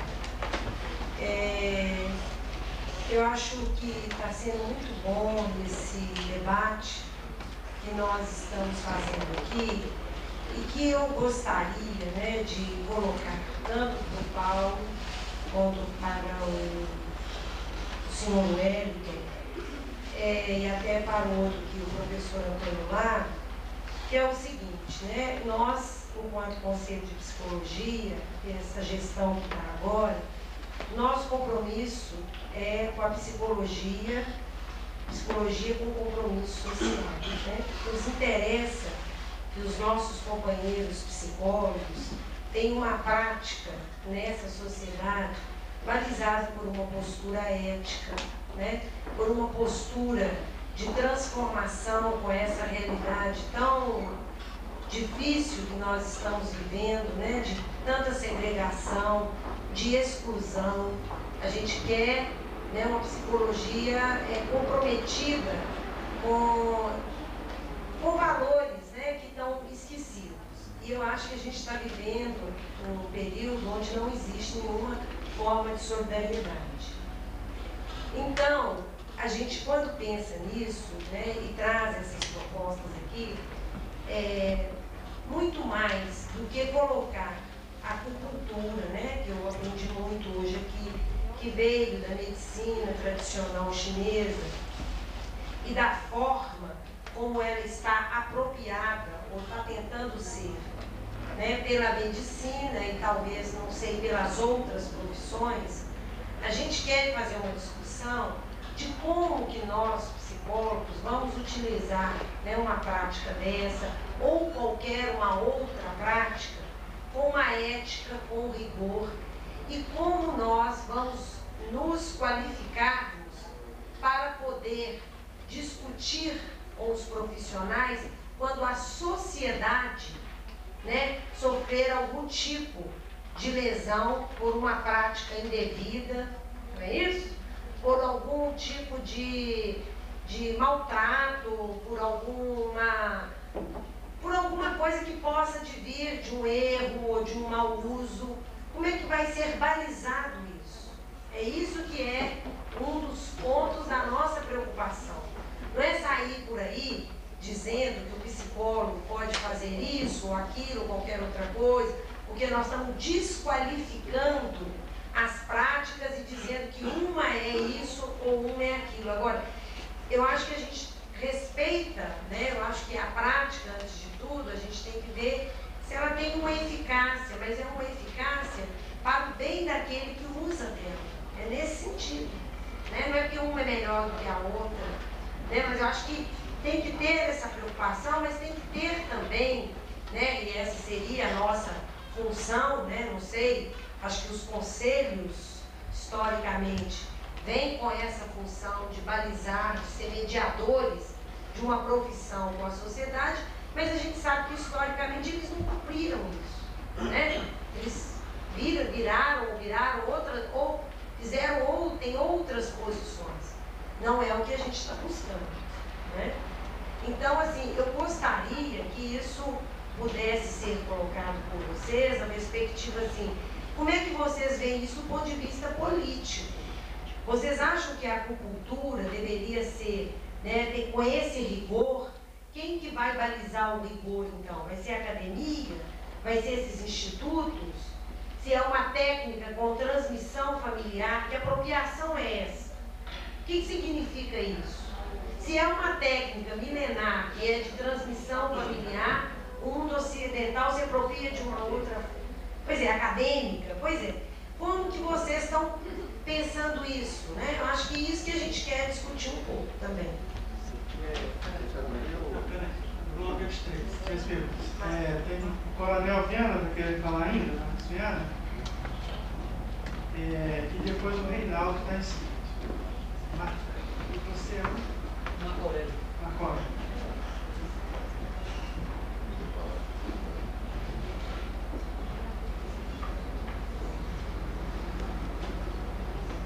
Alô? Em primeiro lugar, meu nome não é Viana, não. É Marco Paulo Alvim Reis. Desculpa, mas o Antônio lá deixou seu nome. O erro começou desde o começo. Ele ligou para mim, ele me ligou chamando de Mauro. Mas o meu nome não é Mauro, não é Marco. Aí ele começou a me chamar de Mauro sem parar um minuto. Aí eu cheguei aqui hoje e falei, olha, 10h30 eu encontro com você lá. Aí eu entrei aqui na porta, cheguei aqui. Pô, você que é o Antônio lá, eu não conheci ele pessoalmente, não. Eu sou o Marco. Ah, você é o Marco? Você é profissional de saúde? É um prazer você aqui. O que você veio fazer aqui? Você me convidou para vir aqui? Você esqueceu? Ele estava precisando tomar uma remédio de homeopatia para a memória fraca. Esqueceu que tinha que chamar. Eu não estou participando do seminário, vim aqui para falar sobre homeopatia. Eu sou rapidinho, porque a aula já está estourada, né?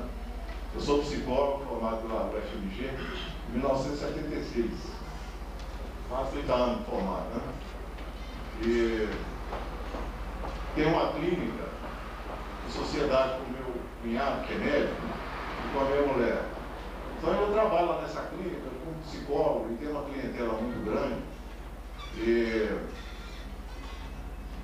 trabalhava com homeopatia já há muito tempo, há mais de 30 anos, assim, em casa, com familiares, conhecidos, vizinhos, etc. Depois fiz o curso lá na Universidade Federal do Estado, do professor Moreno, curso de 4 anos. E então, tive necessidade de fazer um trabalho social também. Reservei uma manhã do meu horário para atender na ACM, de graça, um trabalho voluntário, com terapia floral. Lá é o centro de terapia floral. Então comecei o trabalho com terapia floral e eu comecei a ver que havia casos lá que o floral não resolvia. Comecei a passar homeopatia junto. E aí fui durante 5 anos fazendo isso, sem nenhum problema. Aí um dia, alguns anos atrás, atendi aí uma família, umas 3 pessoas da mesma família, e foram na homeopatia prescrita. Foram numa farmácia aí, que eu não vou falar o nome dela, a farmácia para comprar os medicamentos, essa farmácia reteve a minha receita, as minhas receitas, prescrições, né? E depois mandou isso lá para o Conselho Regional de Medicina. O Conselho Regional de Medicina mandou para a Sociedade Mineira de Homeopatia. A Sociedade Mineira de Homeopatia mandou para a Delegacia de Ordem, Delegacia de quê? Nem sei, uma delegacia qualquer. Aí me chamaram lá para prestar depoimento. Delegacia de polícia. Aí fui lá prestar depoimento. Formaram um inquérito lá e passaram 3 anos. Eu falei, aquele inquérito lá, o que será que aconteceu com aquele inquérito? Né? Só passaram 3 anos, né, mas não deu nada. Um belo dia, o oficial de justiça na minha porta, com intimação para me comparecer em juízo, na 7ª vara criminal, para prestar depoimento. Tá doido? Né? Prestei o depoimento, testemunha daqui, testemunha dali e tal, advogado de defesa. Apresentei uma defesa, ou mesmo redigiu uma defesa muito grande, com mais de 30 páginas, mostrando que a homeopatia é popular, sempre foi, né, sobreviveu ao meio do povo, só de coisa. Depois saiu a sentença de primeira instância. O crime de exercício ilegal de medicina, a pena prevista é de 6 meses de detenção a 2 anos. E se a pessoa cobrar, além dessa pena privativa de liberdade, multa. Como eu não tinha comprado, então saiu a sentença lá da primeira instância, me condenando a 6 meses de detenção, né, porque eu era primário, dando direito a subsídios, e convertendo essa pena em multa de 6 salários mínimos. Bom, aí então o advogado falou, antes disso vocês tinham me oferecido o seguinte, ó, nós vamos cancelar esse processo seu aí, se você concordar em pagar 6 cestas básicas para uma determinada instituição. Eu falei, não, eu quero que esse processo vai ter um fim. Vamos tocar isso para frente. Então fui condenado na primeira instância, e nesse meio termo, não sei se foi Deus que me ajudou, eu passando na Faculdade de Medicina, da FMG, encontrei um livro de farmacotécnica homeopática, onde tinha uma parte de legislação. E vendo lá essa parte de legislação, vi duas leis que concedem ao povo, né, tornam a prática da homeopatia, a prescrição da homeopatia, a venda, o comércio, como uma prática popular, com relação a algumas potências só que estão proibidas, que seriam privativos do médico. Então tem uma lista lá de medicamentos que só o médico poderia prescrever. E uma lista lá de medicamentos com potências baixas, geralmente, que só o médico poderia prescrever. Fora daí, está livre o comércio, a prescrição, a venda da homeopatia. Marcos, Foi. conduz para a conclusão só para a gente. Já estou cumprindo. Aí então é o seguinte, aí, lá no tribunal de alçada, com essa lei que eu anexei o processo, né, eu fui absolvido lá por 3-0. Então, acabou, morreu o processo. Então a minha mensagem aqui é o seguinte, é que acho que esse é o momento dos psicólogos, né, que já publicaram recentemente uma resolução aí sobre a hipnose, né, e agora estão pensando na acupuntura, por que não pensar também na homeopatia? Florais também, né? A homeopatia não é especialidade médica. É uma especialidade médica, mas não é uma exclusividade médica. Os psicólogos, os dentistas, os fisioterapeutas e até os leigos podem usar a homeopatia. Estão amparados pela lei. A lei existe. Assinado, são 2 leis, estão aqui comigo. Assinado pelo presidente da República. Se quiser, pode deixar essa lei. Então, o que você sabe fazer?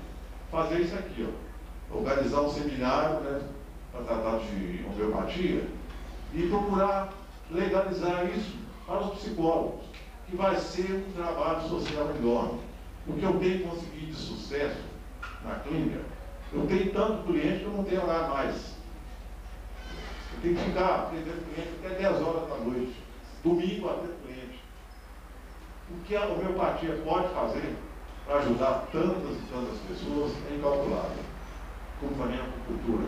Então não deixe, a minha mensagem é essa, não deixe passar essa oportunidade. Procure legalizar a homeopatia também para os psicólogos, observando naturalmente uma formação, um certo conhecimento que a pessoa deve ter.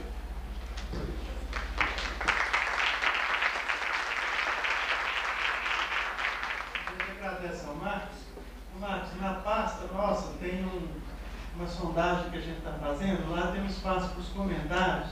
Gostaria que você fizesse essa sugestão por escrito para nós, apesar de estar registrado em vídeo, numa pastinha azul lá na portaria tem. Você quer a lei?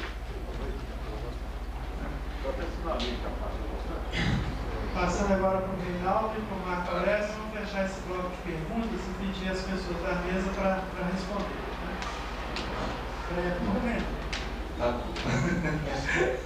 Bem, a fala da Marta e do Marcos eu acho que foram muito pertinentes, porque amarram o que eu já queria falar, né? Que ano passado, acho que foi ano passado mesmo, né? Teve o congresso, né? Foi ano passado? Sim. Né? Ano passado, no congresso, tinha uma tese sobre a questão da homeopatia, sabe? E, infelizmente, naquele congresso, essa tese foi rejeitada pelos delegados, né? Os psicólogos delegados. Era o congresso regional que estava tirando as teses da nossa região para o Congresso Federal. Na época, eu defendendo a tese em favor da homeopatia, eu falei o seguinte, né? O que faz a gente, o que faz nós psicólogos, né? Nós cientistas, né? Acadêmicos, nós donos do saber, não conseguirmos dialogar com outras linguagens, é o medo. É o medo que a gente tem dessas linguagens ameaçarem as nossas certezas. Na época eles me apedrejaram, né? Acho que hoje vão me apedrejar de novo, mas eu não tenho problema de dizer isso, porque eu tenho isso muito claro, sabe assim, só a gente perde o medo de ouvir essas coisas que ameaçam as nossas certezas, ou então a gente vai continuar falando uma coisa, pregando a inclusão, pregando a solidariedade, pregando o diálogo e agindo diferente, né? e na hora da prática lá, a gente fala isso não pode, isso não deve, como o Paulo falou na primeira vez, assim, muito bem, sabe? A gente fala que quer incluir, mas na prática a gente caça as bruxas. Então vamos perder o medo e vamos acreditar, né, que o diálogo é possível e que a gente pode construir um outro paradigma e uma outra referência que vai nortear a nossa prática.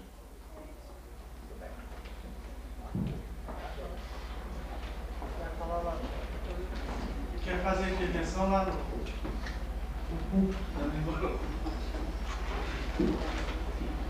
meu nome é Marco Aurélio Cosi.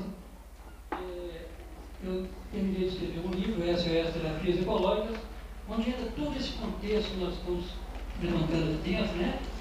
E em função de estar 20 anos pelejando com a UFMG para colocar esses novos paradigmas na universidade, na visão acadêmica, eu terminei de escrever um outro livro chamado Ação sobre o Mundo Acadêmico Mineiro, Ensaios Holísticos. Esse livro deve sair daqui 10 dias, mais ou menos. Nesse livro eu relato as ações que eu venho juridicamente promovendo contra a universidade para reivindicar esses paradigmas e, com isso, nós avançarmos realmente como a gente precisava de avançar. Veja bem, eu já coloquei 5 ações contra a UFMG. 4 delas foram julgadas no chão. Uma, então, está em andamento. As 2 últimas foram para suspender o curso de medicina e suspender o vestibular de medicina, porque os paradigmas do vestibular de medicina e o curso de medicina estão contra a história da visão dialética que nós devemos ter hoje do planeta e do ser humano. Então, no vestibular, a química da homeopatia falou uma coisa. Na química que eles colocaram nessas questões agora, que eu entrei com esse mandado de segurança, falou outro. A universidade me respondeu que a minha loucura, entendeu? Não é pertinente, uma vez que eles vão responder pela química que o vestibular vem mantendo até hoje. Isso está no livro, então vocês vão ter oportunidade, né? A outra foi de que impugnar o curso de medicina seria uma loucura. Agora vejam bem a questão criminal que está envolvendo esse processo.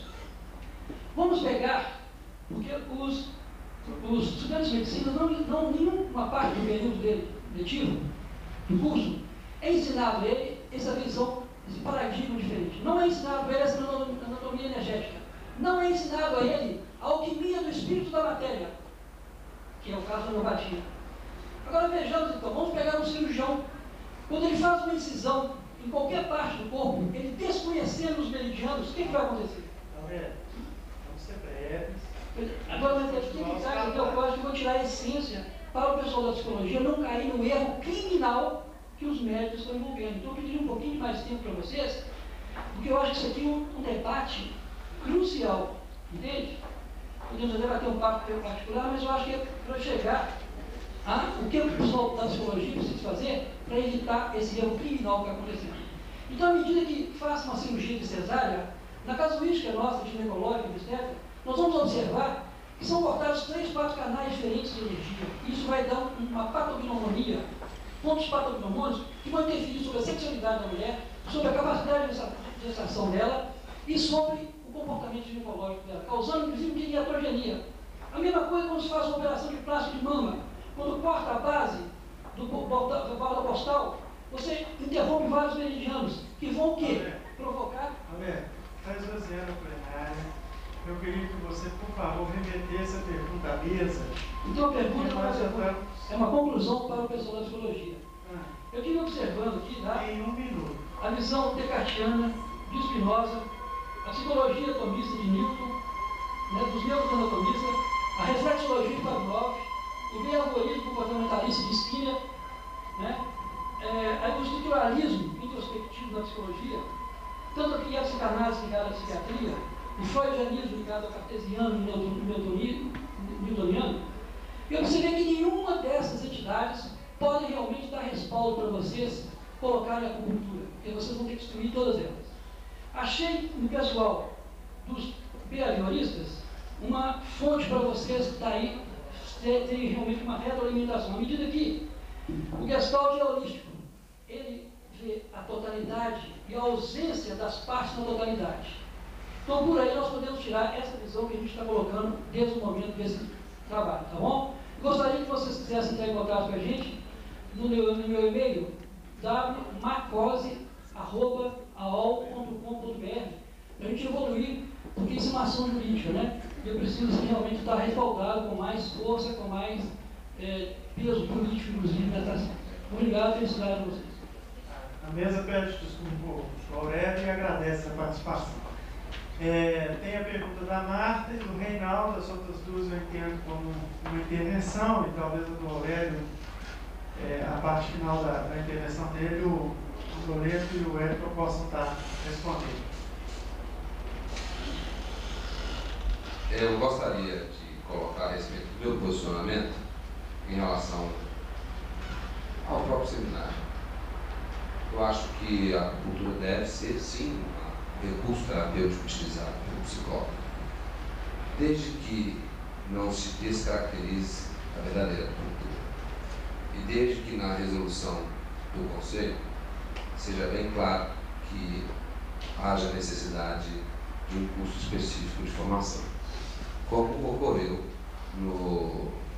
nas resoluções do Conselho Federal de Fisioterapia, que foi o primeiro conselho a reconhecer a acupuntura como recurso terapêutico utilizado pelo fisioterapeuta. Isso foi em 1985. Portanto, foi o primeiro conselho a reconhecer a acupuntura como prática de seus membros. Precedeu em 10 anos a resolução do Conselho Federal de Medicina. O segundo conselho foi o Conselho de Biomedicina, porque parece que tem gente que não sabe que existe a profissão de biomédico. O biomédico, ele é profissional de pesquisa, né? E também de laboratórios de análise e de diagnóstico, apoio ao diagnóstico. E o biomédico reconheceu a acupuntura como especialidade em 86. Depois veio o médico em 95, o enfermeiro também em 95, e depois teve outros profissionais como de fonoaudiologia, o de farmácia, e há uma discussão no Conselho de Odontologia, no Conselho de Educação Física, ou seja, vários estão querendo colocar a acupuntura como recurso terapêutico. Eu sou a favor. Eu acho que a sociedade brasileira ganhará com isso, porque quanto mais profissionais trabalham com acupuntura, mais a população será beneficiada e a acupuntura deixa de ser uma técnica elitista, porque uma sessão de acupuntura custa 50, 70 reais. Não é uma técnica elitista, já que a acupuntura é uma sessão, necessita de sessões seriadas, 10, 20, 30 sessões, como uma psicoterapia. Né? Portanto, eu tenho essa minha posição. E gostaria também de avisar a todos que os acupunturistas clássicos, que eu gostaria de falar dessa maneira, os acupunturistas clássicos têm, nos últimos 15 anos, se unidos. Foram criados 11 sindicatos estaduais. O Hélio Moreira Diniz é o presidente dos nossos sindicatos daqui, do estado de Minas, mas existem sindicatos do Rio de Janeiro, de São Paulo, Bahia, Santa Catarina e assim por diante. E foi criada uma federação que une diversos sindicatos. Essa federação hoje está unida, nós tivemos uma reunião recente em São Paulo, ela hoje está batalhando, existe o CONAPRA, que é um comitê pró-regulamentação da acupuntura. E também, como o sindicato e o conselho possuem atribuições bem diferentes, o sindicato ele tem que representar os interesses, né, do profissional em relações trabalhistas, e o conselho tem como finalidade fazer a fiscalização e a orientação do profissional, foi criado o CONBRAC, o Conselho Brasileiro de Autorregulamentação da Acupuntura. O CONBRAC foi criado por influência do próprio governo. O nosso ministro da Saúde, o Serra na época, e o Gonçalo Vicento Neto, que é o presidente da Anvisa, da Agência Nacional de Vigilância Sanitária, que orientou os acupunturistas a criar o seu conselho, já que o governo federal jamais irá reconhecer novas profissões.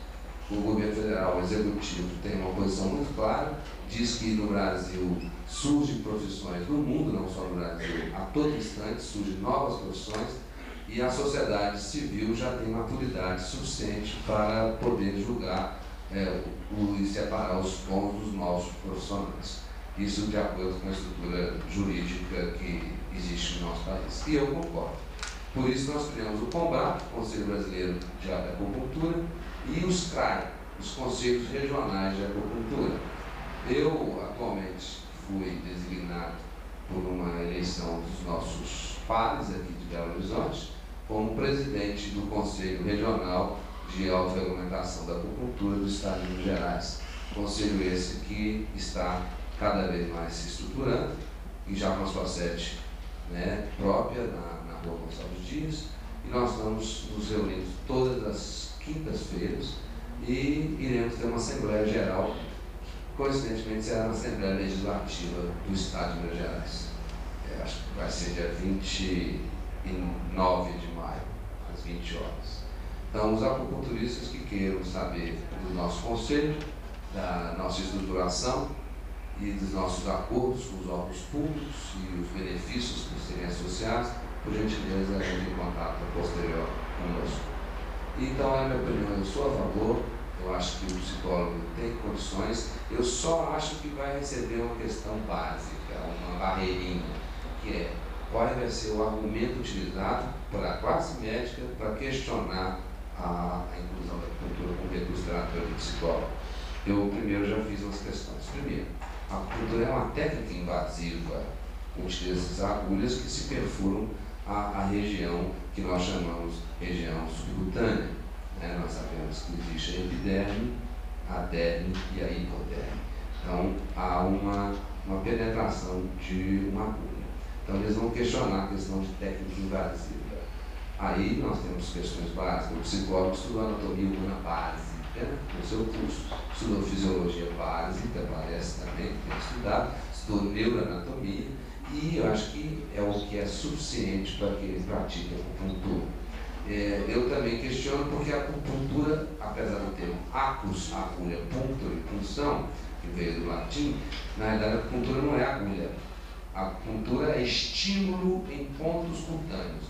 Esse estímulo pode ser feito com a agulha, mas atualmente a agulha da acupuntura está para a acupuntura, o que o computador XT está para a computação. Tem gente que nunca nem ouviu falar de XT. O Windows não roda nem 386, quanto mais XT. Então, hoje a agulha de acupuntura pode ser jogada fora. Você estimula o ponto de acupuntura com laser, com massagem, com eletromagnetismo, com cromoterapia, com ultrassom e até com passe magnético você estimula o ponto de acupuntura. Então, essa questão pode ser derrubada. Eu gostaria de dar esse subsídio a vocês. Segundo, que manicure também usa técnica invasiva, tira cutícula e entra em contato com sangue e farmacêutico também. E tatuador mais ainda. E os tatuadores estão aí atuando livremente. A segunda questão é o diagnóstico, que o médico insiste em dizer que somente ele pode fazer o diagnóstico. Que todos os profissionais da saúde são submissos ao diagnóstico médico ocidental. Mas aí entra mais uma vez, a medicina chinesa não utiliza taxonomia diagnóstica ocidental. Nome de doença ocidental, para nós, não é importante. Nós tratamos o doente, não a doença, e fazemos, e antes era um dizer, fazemos diagnóstico síndrome do princípio terapêutico. E a terceira questão é mais uma dificuldade do próprio psicólogo em absorver esse novo paradigma, porque o psicólogo acredita na sua própria formação que a mente está desassociada do corpo, né? A mente está no cérebro, tanto que na própria psicologia nós temos aí uma visão específica, que a visão organicista, biológica e a visão comportamental, que até hoje não chegaram a nenhuma conclusão, né? Brigam-se entre si. É o psiquiatra e o psicólogo. Mas essas são as dificuldades que eu acho que é possível. Eu acho muito mais fácil para o psicólogo aprender acupuntura do que para o médico.